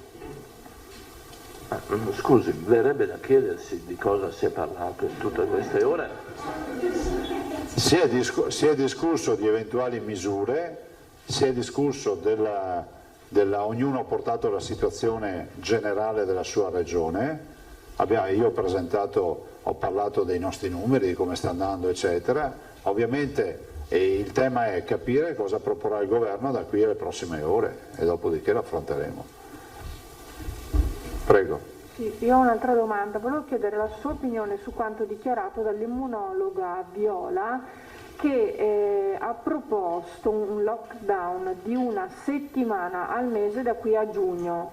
Secondo lei? No, non lo so, non sono un esperto. No. Ma sinceramente non lo so, anche perché non so, lei se l'ha proposto avrà delle basi scientifiche, no? Io non so nulla di queste robe. Signori, l'ultima avanzata, poi chiudiamo. Prego. Visto che la collega ha introdotto il tema degli esperti e degli scienziati, lei ieri avrebbe detto, stando in indiscrezioni giornalistiche riportate dalle agenzie di stampa, che è intollerabile che i virologi, gli esperti vadano in televisione a dire tutto il contrario di tutto. Sì, lo confermo. L'ho sempre detto. No, nel senso che... Sanzioni a loro, no? Allora. No, io non ho detto questo, ho detto che... Ho semplicemente detto: guardate, è fondamentale che facciamo un lavoro di squadra, che sono le misure, che sono l'assistenza domiciliare, che sono i protocolli domiciliari e ospedalieri, c'è tutto un mosaico da comporre e c'è poi una parte dell'informazione, perché sulla parte dell'informazione ci insegnano anche altri paesi, Pensate, se voi parlate in Gran Bretagna c'è uno che parla, no? In Germania c'è, come si chiama? Non mi ricordo neanche più come si chiama, che è colui che isolò aviaria, il primo che isolò, lo scienziato che isolò il virus dell'aviaria per primo in Europa. Cioè, noi abbiamo, sicuramente c'è pluralismo, ben vengano le posizioni, però a volte nel momento in cui il cittadino si trova davanti a dibattiti dove ci sono contrapposizioni anche a volte accese, uno destabilizza, no? Cioè, una volta da noi c'era che l'istituzione, c'era il prete, il medico, ma non vedevi mai gente litigare, adesso sì. E con questo chiudiamo. Grazie ragazzi, buona giornata, avremo novità nelle prossime ore ovviamente. Sì. So che vi siete organizzati. Allora vi ricordo tutti, dalle 9:30 Scusa, non possiamo chiudere? Sì. No, ma loro no. Allora no. Grazie, buongiorno a tutti. Sapete già tutto, sì? Allora. C'è ancora le telecamere accese. Parlano? Adesso sospendo. Mi dite quando siete spenti? Grazie. Ecco. A posto? Possiamo rientrare in studio, è finita anche oggi la conferenza stampa del governatore Zaia che ha di fatto detto ci saranno delle novità nelle prossime ore e questo è certo perché c'è un DPCM in corso di definizione con il Premier Conte che a 12:15, ve lo abbiamo mostrato, ha relazionato le linee alla Camera dei Deputati dove è in corso la discussione tra le forze politiche proprio su questo DPCM in divenire.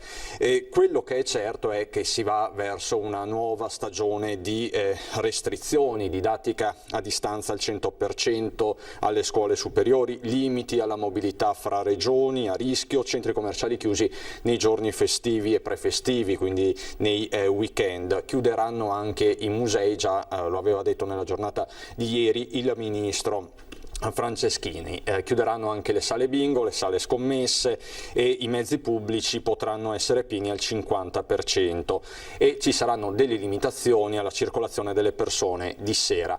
Non è stato fatto alcun riferimento al coprifuoco alle 21 o perlomeno il Premier Conte non ha dato nessun orario preciso. Si era parlato delle 18, poi delle 21, attualmente non ci sono orari precisi, cosa che ha confermato anche il governatore Zaia, perché di fatto tra governo e regioni il confronto è costante, quotidiano, più volte al giorno. La partita quindi, questa è la sensazione, è ancora aperta, con lo stesso governatore Zaia che ha detto io non voglio lockdown generali, non servono in questo momento. Anche sull'eventualità di zone rosse nel Veneto il governatore ha detto al momento la situazione per noi è sotto controllo, cosa che ha ribadito anche nella giornata di ieri. Questa è un po' la situazione, ma io vi mostrerei anche i dati di giornata, quelli della notte, perché nella notte ci sono stati 892 nuovi casi di contagio da coronavirus in tutto il Veneto, con la provincia di Padova che è quella che è cresciuta di più, 318, seguita da Treviso che ormai da settimane alberga nella zona alta, diciamo così, della graduatoria, del report della Regione del Veneto con azienda zero. C'è poi Venezia 175, 78 a Vicenza, 46 a Belluno, 31 a Rovigo, Verona 30. Il dato bellunese è sempre abbastanza elevato, dobbiamo sempre considerare il dato partendo dalla popolazione. Quindi 892 casi, nella notte ci sono stati anche 5 decessi, i posti letto in terapia intensiva, lo possiamo vedere insieme, occupati sono attualmente 141, 3 in più rispetto al bollettino di ieri sera. Quindi il contagio continua, la curva cresce, ma questi sono i dati, non c'è per il momento nessun aumento esponenziale. Lo stesso Zaia ha detto probabilmente arriveremo al picco, stando ai nostri modelli matematici, per la metà di novembre, tra il 15 e il 20 di novembre. Come vedete i fronti aperti sono tanti, ma c'è stato anche un momento di ricordo all'interno di questa conferenza stampa odierna, sollecitato tra l'altro dalla nostra Ilaria Marchiori, perché esattamente 10 anni fa il Veneto si trovava in ginocchio, la grande alluvione del 2010. Antena 3 ha dedicato questo omaggio, questo ricordo a quella data, vediamolo.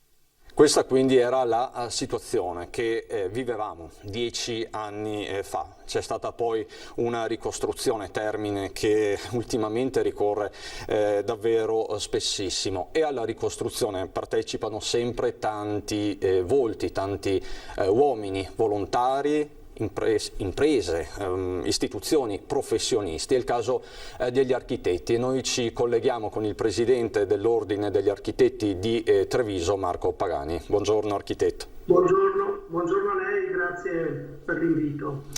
Ecco, Presidente, i temi sono tanti e tutti sul tavolo, perché gli architetti, come tutte le categorie professionali, sono in ansia. Anche voi dovete capire cosa sta succedendo a livello governativo e che cosa prevederà il nuovo DPCM. Un lockdown degli studi professionali cosa provocherebbe nel vostro settore? Beh, guardi, la nostra categoria è una categoria che era compresa nei codici Ateco, che potevano comunque e paradossalmente, mi lascia aggiungere, operare, no? Nonostante avessimo la chiusura dei cantieri. Quindi questo nel primo lockdown ha generato molto smarrimento e abbiamo ricevuto innumerevoli richieste di come comportarsi da colleghi che magari pensavano di poter andare nei cantieri che a loro volta però erano stati chiusi. E di conseguenza questa cosa ci era sembrata molto una presa di posizione, lo dico molto tranquillamente, quasi per non vederci riconosciuto nessun indennizzo, no? E questo è anche quello che preoccupa un pochino adesso, sentendo prima il governatore parlando di congedo parentale al 100%. Una delle problematiche è capire anche per i professionisti, penso soprattutto alle colleghe, non perché, che devono magari seguire di più i figli, anche i colleghi, come possa un professionista, le famigerate partite IVA, affrontare appunto un'eventuale richiesta di questo riconoscimento per congedo parentale al 100%, che era un po' poi quello che durante il lockdown ha generato molte preoccupazioni e anche molto smarrimento, ecco, su questo. Questo ci preoccupa non poco, e un altro elemento che ci preoccupa è soprattutto l'interfacciarsi con la pubblica amministrazione, oltre che con i clienti, perché in smart working chiaramente questo rapporto umano, il confronto diventa molto più difficile. In un certo senso tutta una serie di attività e di riunioni anche che magari una volta occupavano molto tempo nei trasferimenti, abbiamo giustamente imparato a gestirle da remoto, e questo è stato un aiuto, è stato una lezione anche. Però è chiaro che in alcuni casi il confronto diretto con l'istruttore della pratica, oltre che con il cliente stesso, fa parte della nostra professione, fa parte proprio del nostro modo di operare. ha numerose criticità e voi le toccate con mano. Tra l'altro una in particolare molto interessante ed è figlia veramente dei tempi, riguarda il super bonus del 110%, perché lo smart working, soprattutto della pubblica amministrazione, pone delle problematiche operative molto serie. Ci vuole spiegare questo passaggio, Presidente? Sì, il super bonus è questa misura che il governo ha messo in campo che può rilanciare il settore dell'edilizia, tutto il nostro settore che fa parte. Ovviamente uno dei punti base, diciamo il punto fondante, è che l'edificio su cui si va ad operare non abbia abuso alcuno. Ora, poiché il patrimonio immobiliare della nostra provincia, del Veneto in generale, è anche abbastanza vetusto e realizzato anche prima del 68, accedere e avere quelli che sono i dati di base, ovvero i progetti originali che la maggioranza dei nostri clienti non ha a casa, chiaramente, anche perché magari sono case, immobili comprati di terza mano. Quindi cosa succede? Noi dovremmo avere un accesso agli atti, richiedere quelli che sono i punti di partenza del progetto originario, di come è stato progettato e concessionato l'immobile. Ora chiaramente l'amministrazione pubblica ha una grossa fetta di addetti in smart working, soprattutto la parte di archivio, che non può essere fatta chiaramente da remoto perché non abbiamo degli archivi digitalizzati così evoluti. Quindi quando uno dei colleghi fa l'accesso agli atti, minimo si sente chiaramente, oggettivamente dare dei tempi vicini ai 60 giorni, se non oltre. La misura, sappiamo bene, scade per ora a fine dell'anno prossimo, cioè 31/12/2021, e per completare i lavori ed averli rendicontati, quindi questo vi fa già capire come sia di difficile gestione questa misura per noi, che sentiamo la pressione magari di molti clienti, di molte utenti che vengono a chiederci di applicare, di studiare, di capire il super bonus, e non riusciamo a fare nemmeno il primo passo, o comunque avremo bisogno di 2 o 3 mesi per poter dare loro le prime informazioni.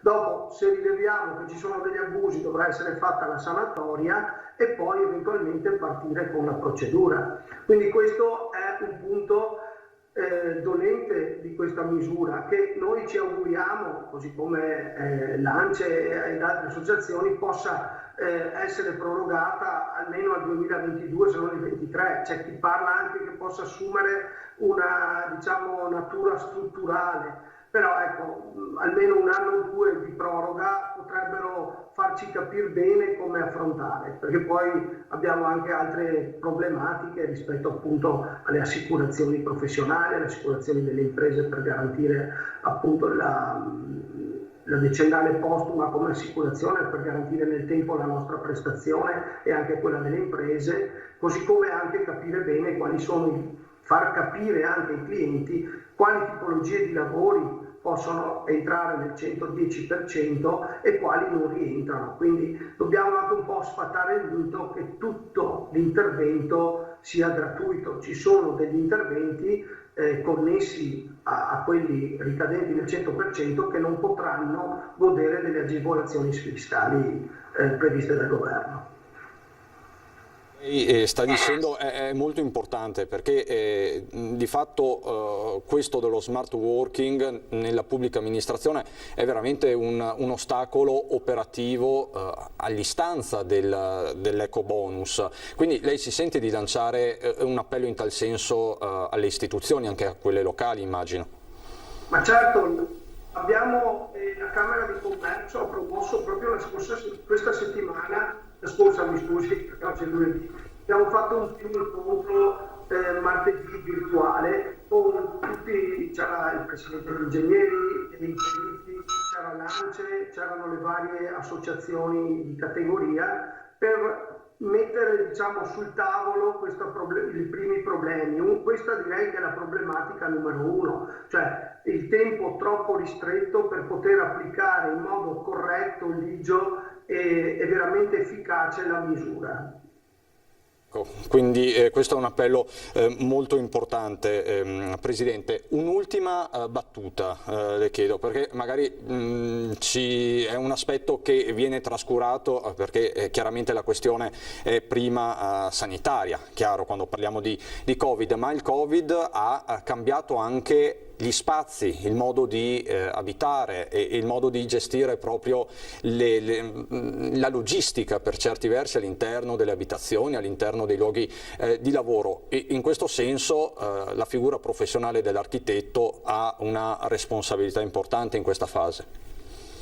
Sì, guardi, questo è quando dopo il post-lockdown abbiamo avuto delle sollecitazioni da più di qualche comune per poter incominciare a confrontarci proprio sulla qualità dell'abitare e sugli standard che servono oggi per abitare. Allora, uno dei temi, per essere proprio pratici, è tutti questi spazi che sono nati, l'esigenza di questi nuovi spazi nei condomini, ad esempio, dove magari il carico antropico è superiore rispetto alla villetta che ha il suo giardino, e quindi posso trovare uno spazio esterno anche durante il lockdown, che ci auguriamo non ci siano più, però anche tutti questi spazi comuni, che possono essere anche degli spazi per la didattica dei ragazzi, degli spazi condominiali. Ecco, capire come questi spazi che danno qualità all'abitare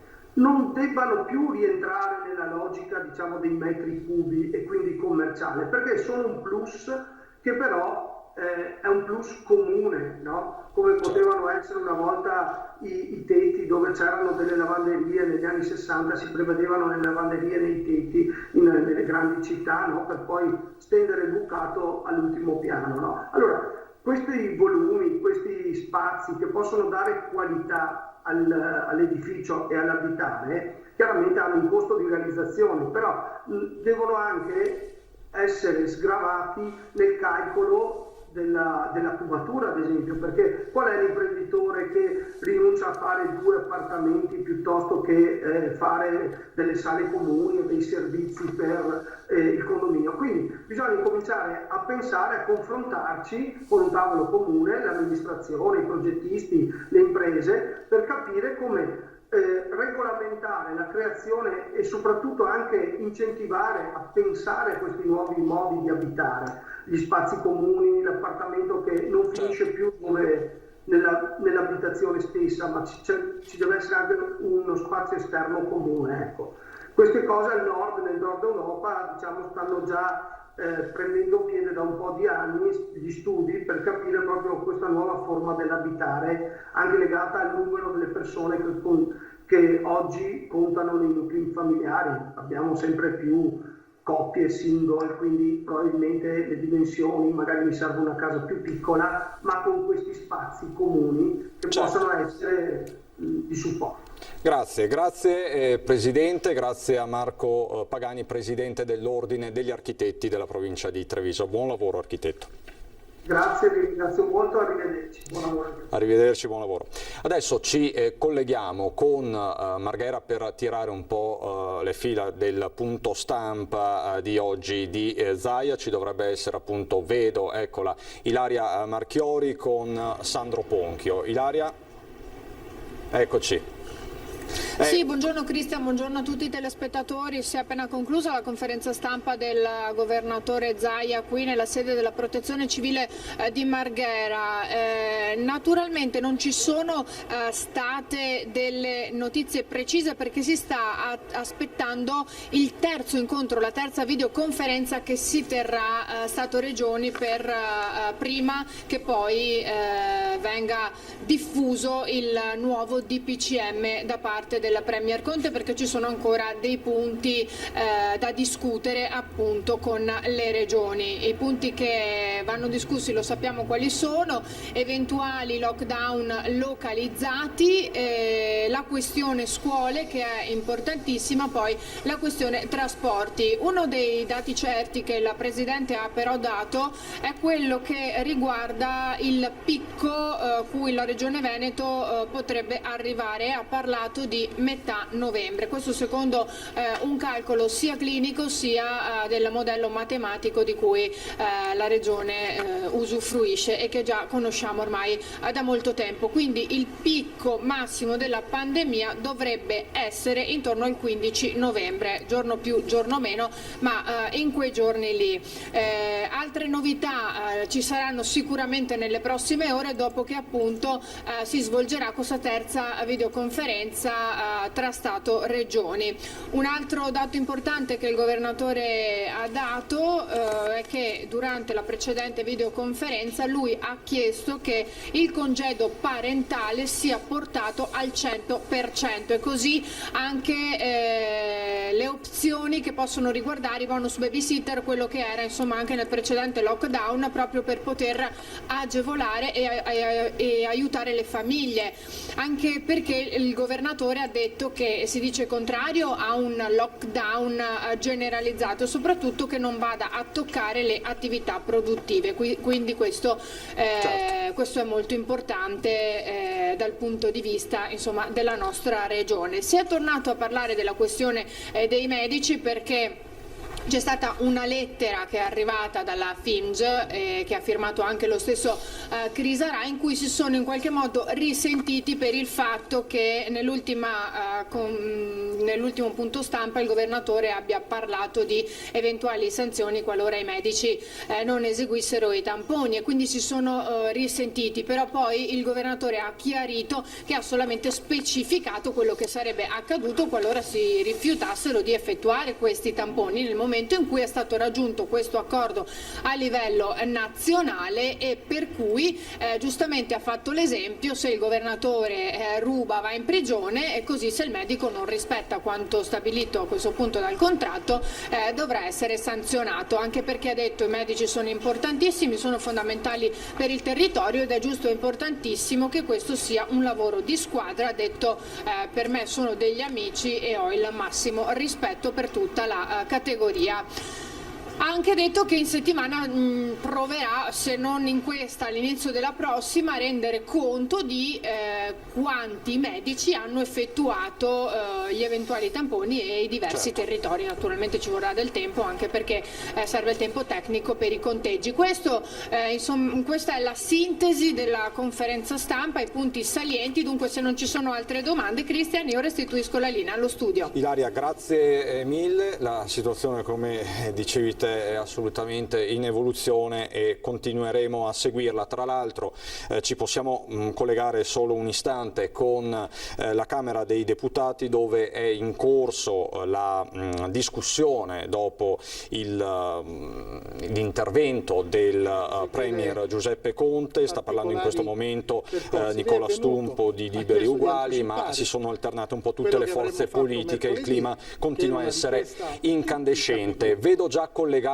con noi, lo saluto e lo ringrazio, Nicola Palumbo, che è sempre molto attento alle dinamiche delle aziende. Sono ore cruciali per tutti, lo avete sentito anche dal Presidente degli Architetti, perché poi alla fin fine si entra nel vivo dell'economia, dalle imprese, dalle più piccole alle più grandi, passando per gli studi professionali. Con Palumbo però ci aggiorniamo subito dopo la pubblicità.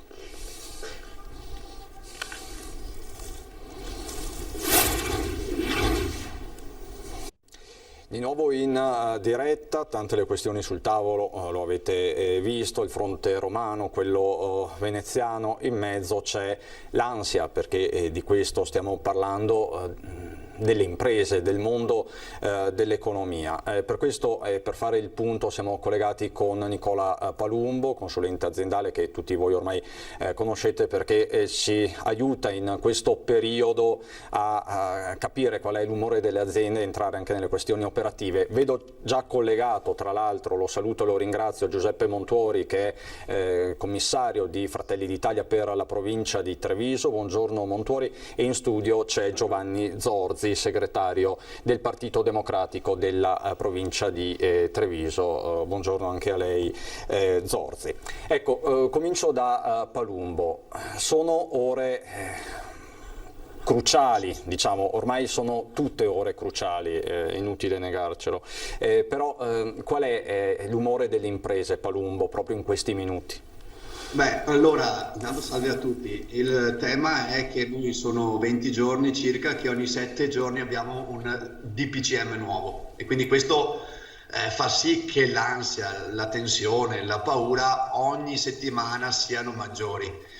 E questo aspetto non è solo importante per il reddito, tutti noi facciamo un mestiere per un reddito che ci possa consentire di vivere bene e lo fanno anche le partite IVA, i lavoratori autonomi e coloro che sono in prima linea in questo periodo.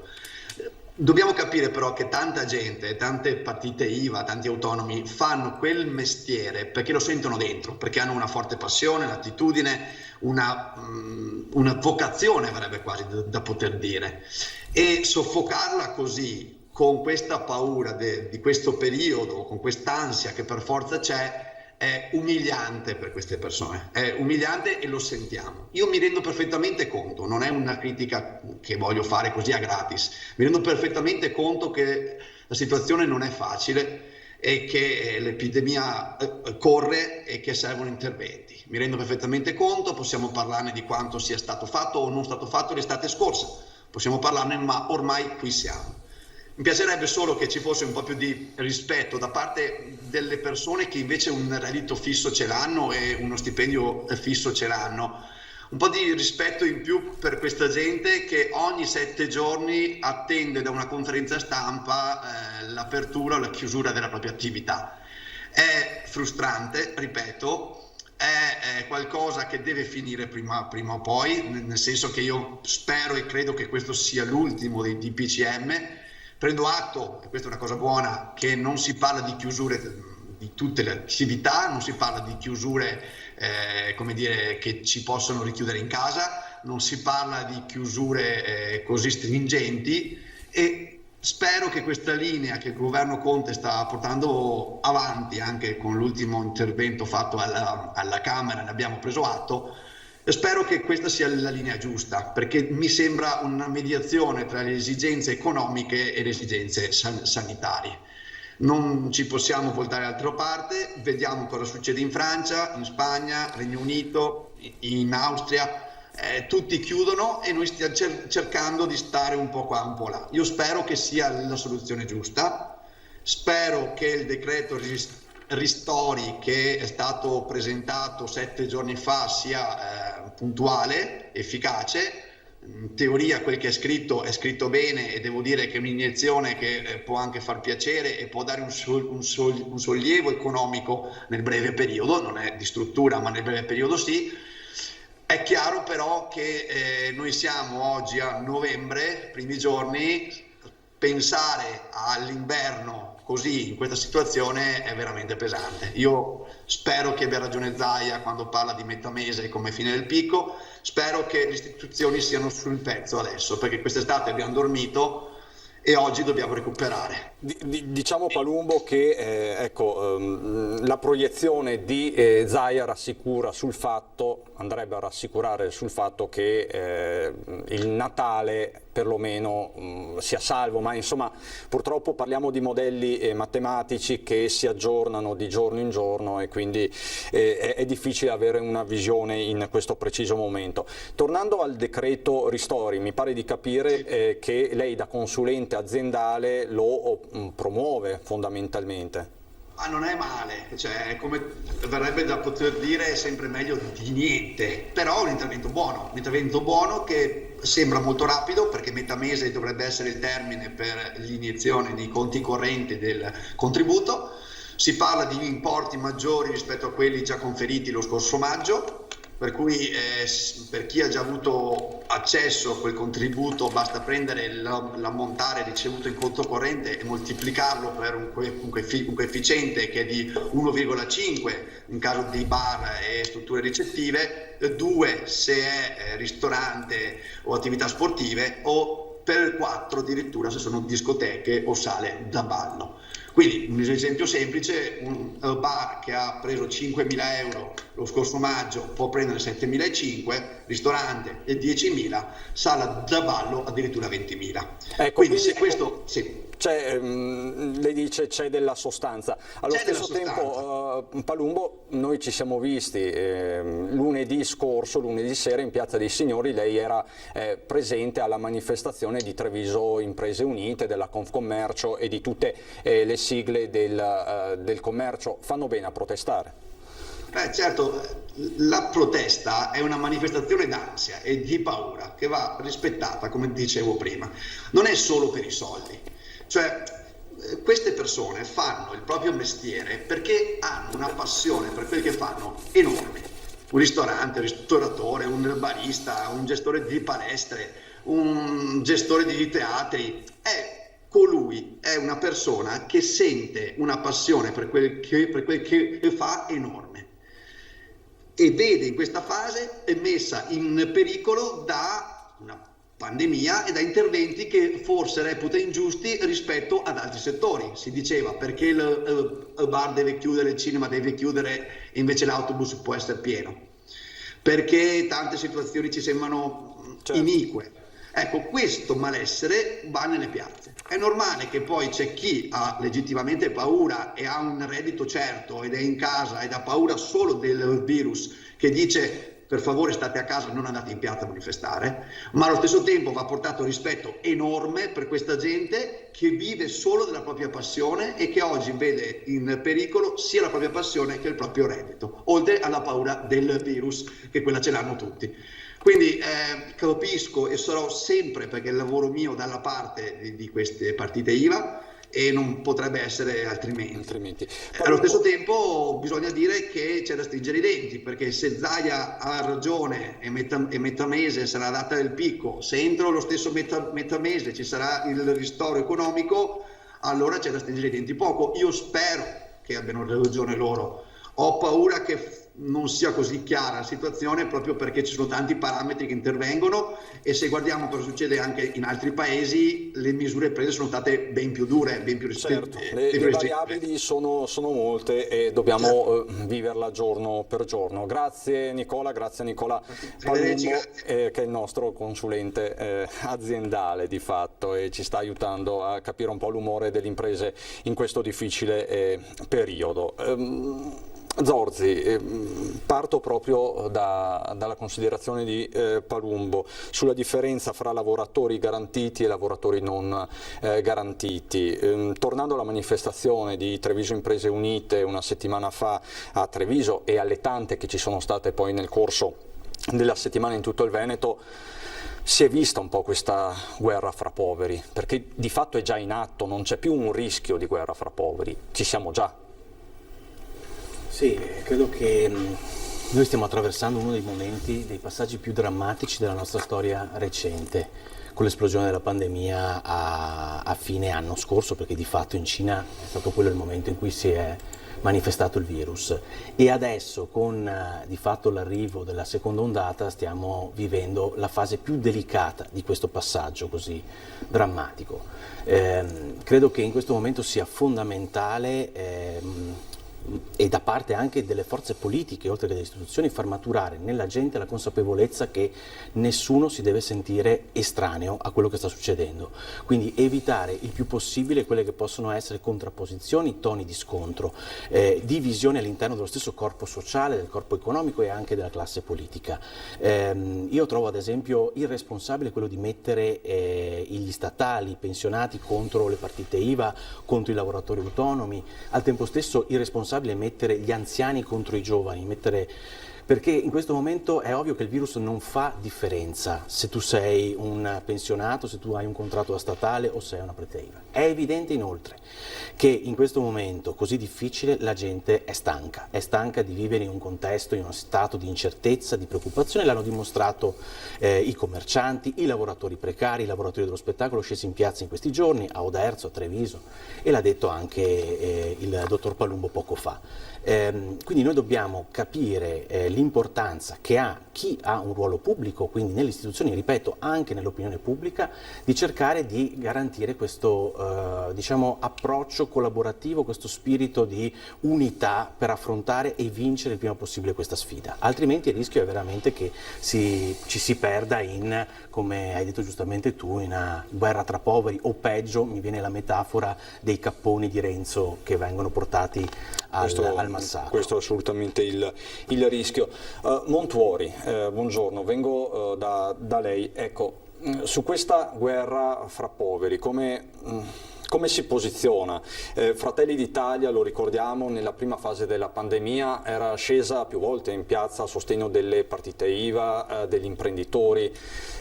Adesso con questa seconda ondata di fatto in atto, qual è la vostra posizione, qual è la vostra strategia, anche il vostro sentore nei confronti della piazza?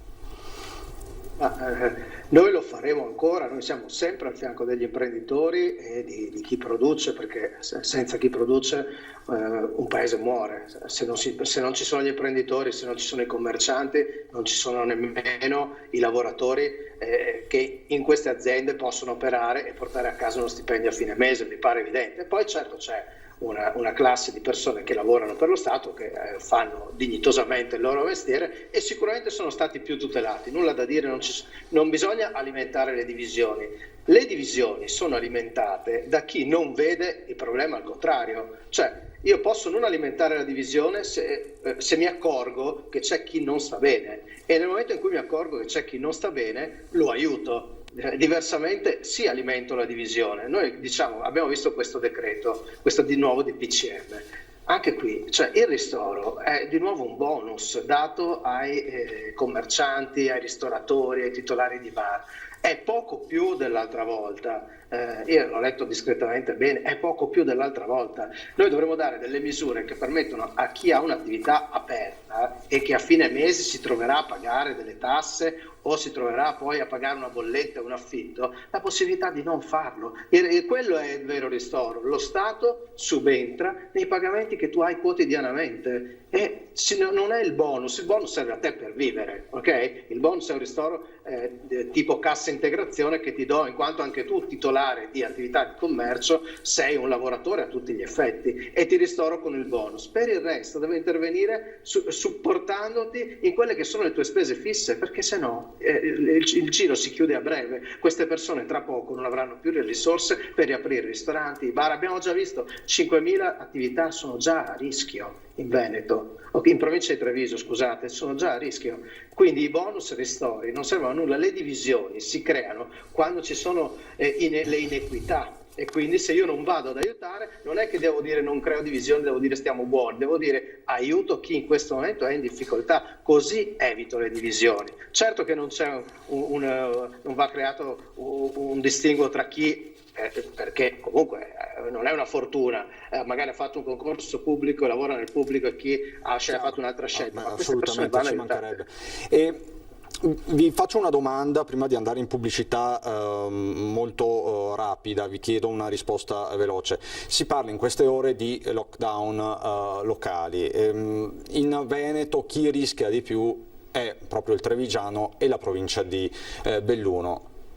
Un lockdown a Treviso in questo momento, Zorzi, può servire sì o no? Beh, non sono la persona più indicata per rispondere a questa domanda, perché la progressione dei contagi è tale per cui è difficile capire esattamente come ci troviamo. Il dottor Benazzi continua a ripetere che la situazione è sotto controllo. In effetti, se guardiamo la disponibilità di posti letto in terapia intensiva o nei reparti dei ricoveri non critici, in effetti la situazione ad oggi è così, però bisogna capire in proiezione. Questa emergenza va affrontata non guardando dallo specchietto retrovisore, ma col telescopio, proprio per evitare la saturazione dei sistemi ospedalieri e quant'altro. Quindi in questo momento è difficile. È chiaro che è una misura drastica che va portata nel momento in cui la situazione risulta essere obiettivamente fuori controllo, e in questo momento in provincia di Treviso come Belluno ci siamo molto vicini. Montuori? Ma guardi, io dico che con i numeri odierni non sono un virologo, ma assolutamente no.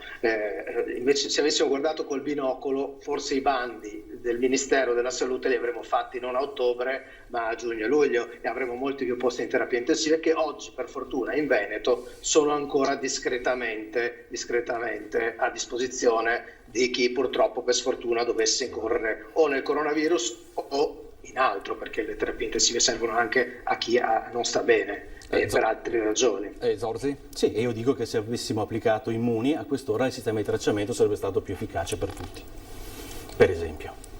Immuni, Montuori, ci sono state delle mancanze?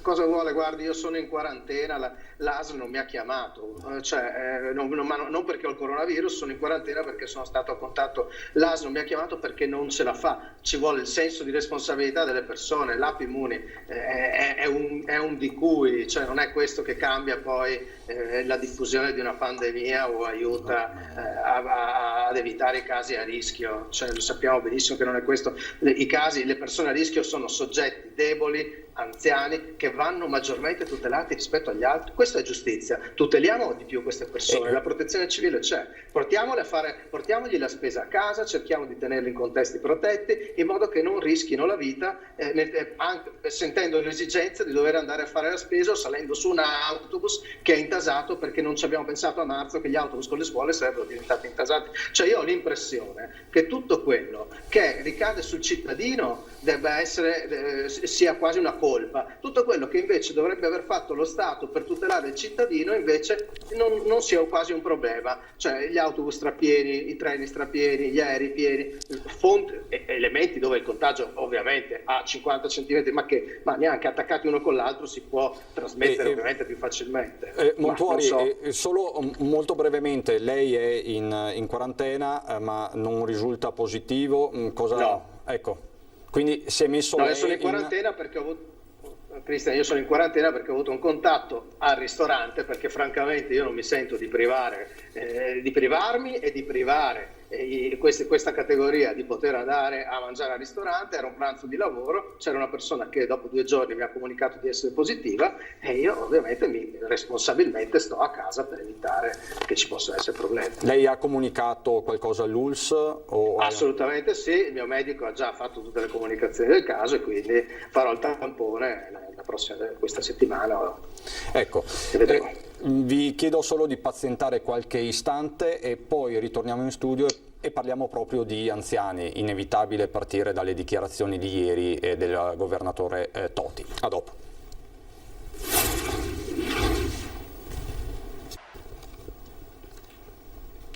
Di nuovo in studio con Giovanni Zorzi, segretario Partito Democratico Treviso, e con Giuseppe Montuori, che è commissario di Fratelli d'Italia per Treviso, che è a casa in quarantena, sta bene, rassicuriamo chi ci ascolta, o no Montuori? Nessun sintomo? Sì, assolutamente. Ecco, perfetto. Non posso vedere mia figlia, questo è dispiacere, mia compagna, insomma. Perché quindi lei si trova giustamente in isolamento all'interno della sua stessa abitazione? Certo. Ecco, quindi questo è un atteggiamento responsabile, assolutamente. Dicevamo prima di andare in pubblicità, quella di ieri è stata una giornata dominata da un tweet, quello del governatore della Liguria, Toti. Non ve lo cito nemmeno perché lo conoscete sicuramente tutti, perché ieri non si è parlato d'altro sostanzialmente. Tutto ruota attorno a quella definizione anziani non indispensabili, ecco. Zorzi, un'uscita, questo sicuramente infelice, ma guardiamo alla sostanza. Poi Toti è ritornato su quelle frasi e dice: dobbiamo preservare gli anziani e dobbiamo studiare delle misure ad hoc per gli anziani. Questa ipotesi la trova d'accordo?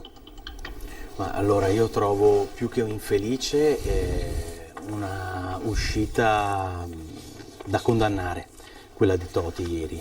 Perché l'idea comunque di pensare a che ci siano categorie di persone tendenzialmente sacrificabili rispetto ad altre è veramente un'offesa ai liguri, agli italiani, e quindi se fossi stato Toti la prima cosa che avrei fatto sarebbe stato quello di chiedere scusa e di e di dimettermi, però capisco che questo purtroppo a volte non succede. Esistono anziani, non tutti gli anziani sono persone fragili, non tutte le persone fragili sono anziani. Noi partiamo da questo presupposto per poter affrontare e vincere la guerra contro il virus. Quindi secondo me pensare a delle categorie da tenere in base a delle definizioni anagrafiche credo che rischia di essere fuorviante di fronte a un virus che, come dicevo prima, non conosce età, non conosce confini.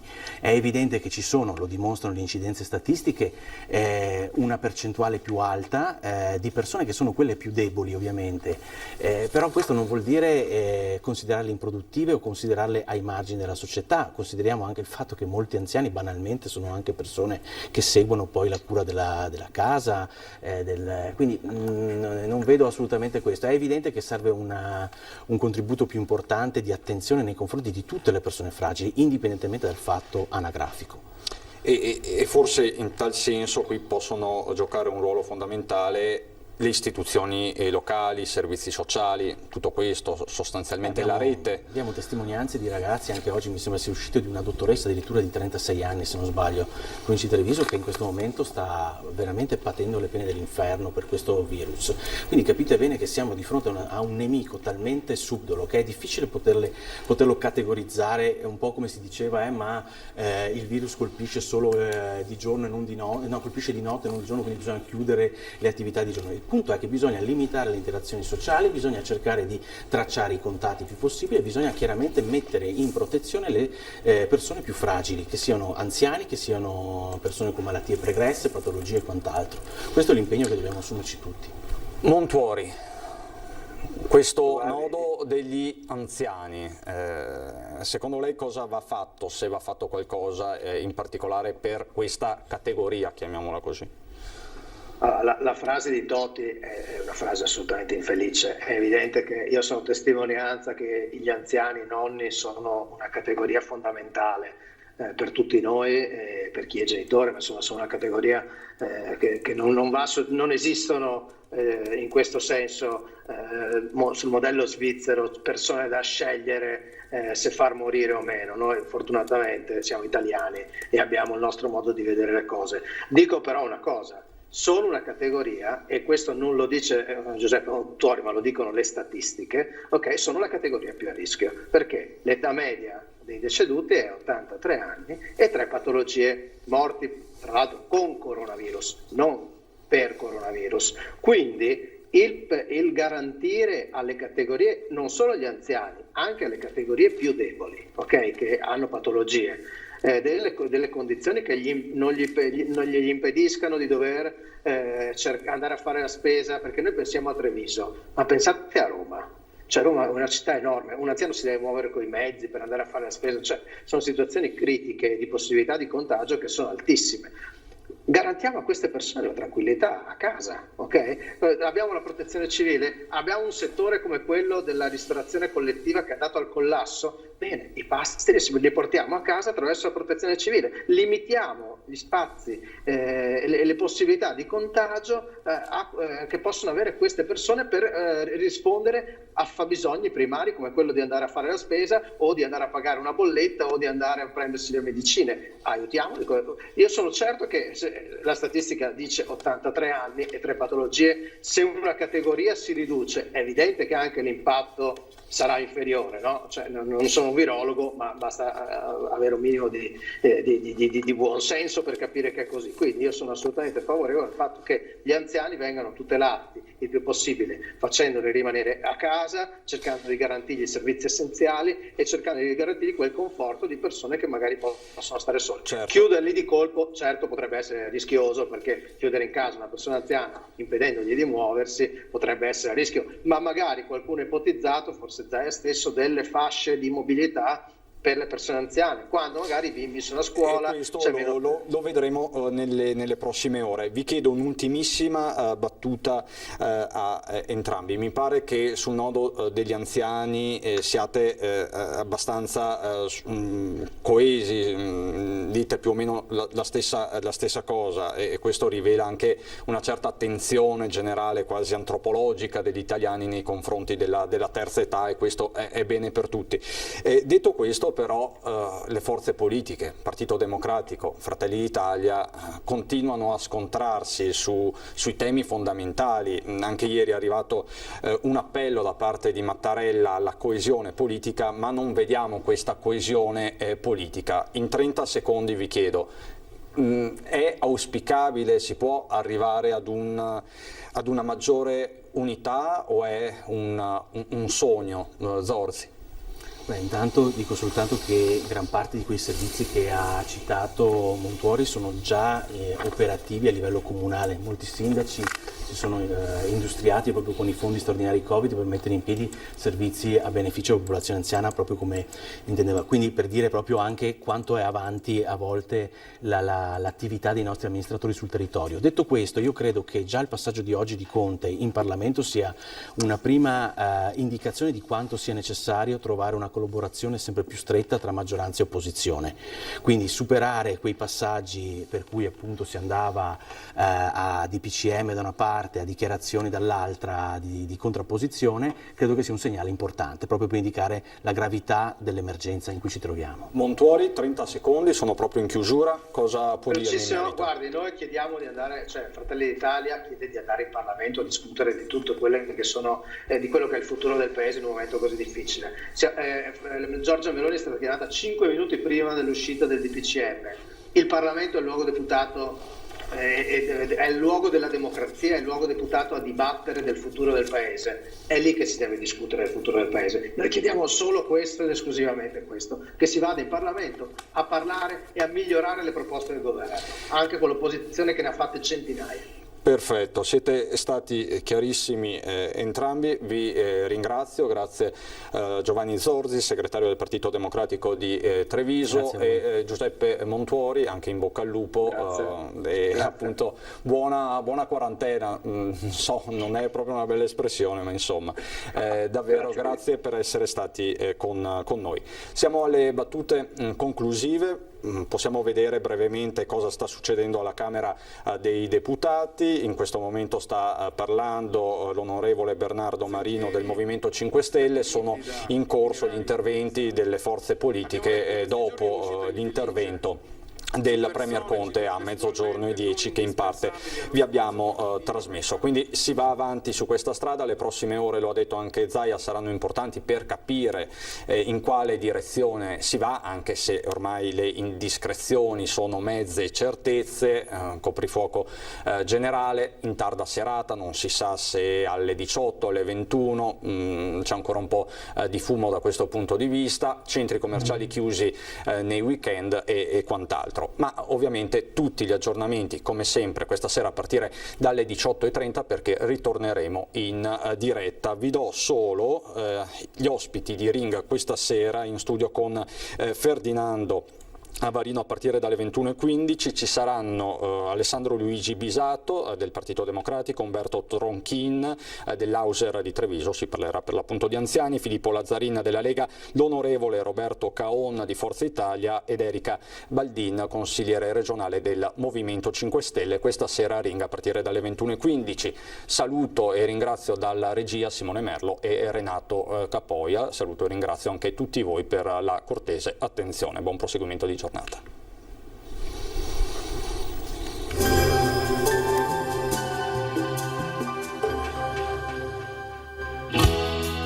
Il dono del sangue è un atto d'amore. Ti aspettiamo. Benvenuti al meteo. Anticiclone ancora dominante, tempo stabile, ma cielo grigio e fosco sul nostro territorio. Il dettaglio di lunedì 2 novembre. Sul Veneto al mattino saranno possibili nubi basse e nebbie localmente fitte, specie lungo l'asta fluviale del Po. Dal pomeriggio in locale dissolvimento. In pianura però resterà ancora per lo più nebbioso, sui rilievi invece più soleggiato. Temperature minime tra 7 e 10 gradi, per quanto riguarda invece le massime la colonnina di Mercurio arriverà a segnare i 18 gradi. Ci spostiamo ora sul Friuli Venezia Giulia, anche qui cielo molto nuvoloso per gran parte della giornata, spazi di sereno maggiori invece in montagna. Temperature minime fino a 11 gradi, massime fino a 16-17 gradi. Uno sguardo infine alla situazione del Trentino Alto Adige, anche qui molte nubi con riduzioni della visibilità, locali rasserenamenti invece nelle ore più calde. Temperature minime sui 12 gradi, massime fino ai 20 gradi all'incirca. Dal meteo di Antenna 3 per ora è tutto, arrivederci al prossimo aggiornamento.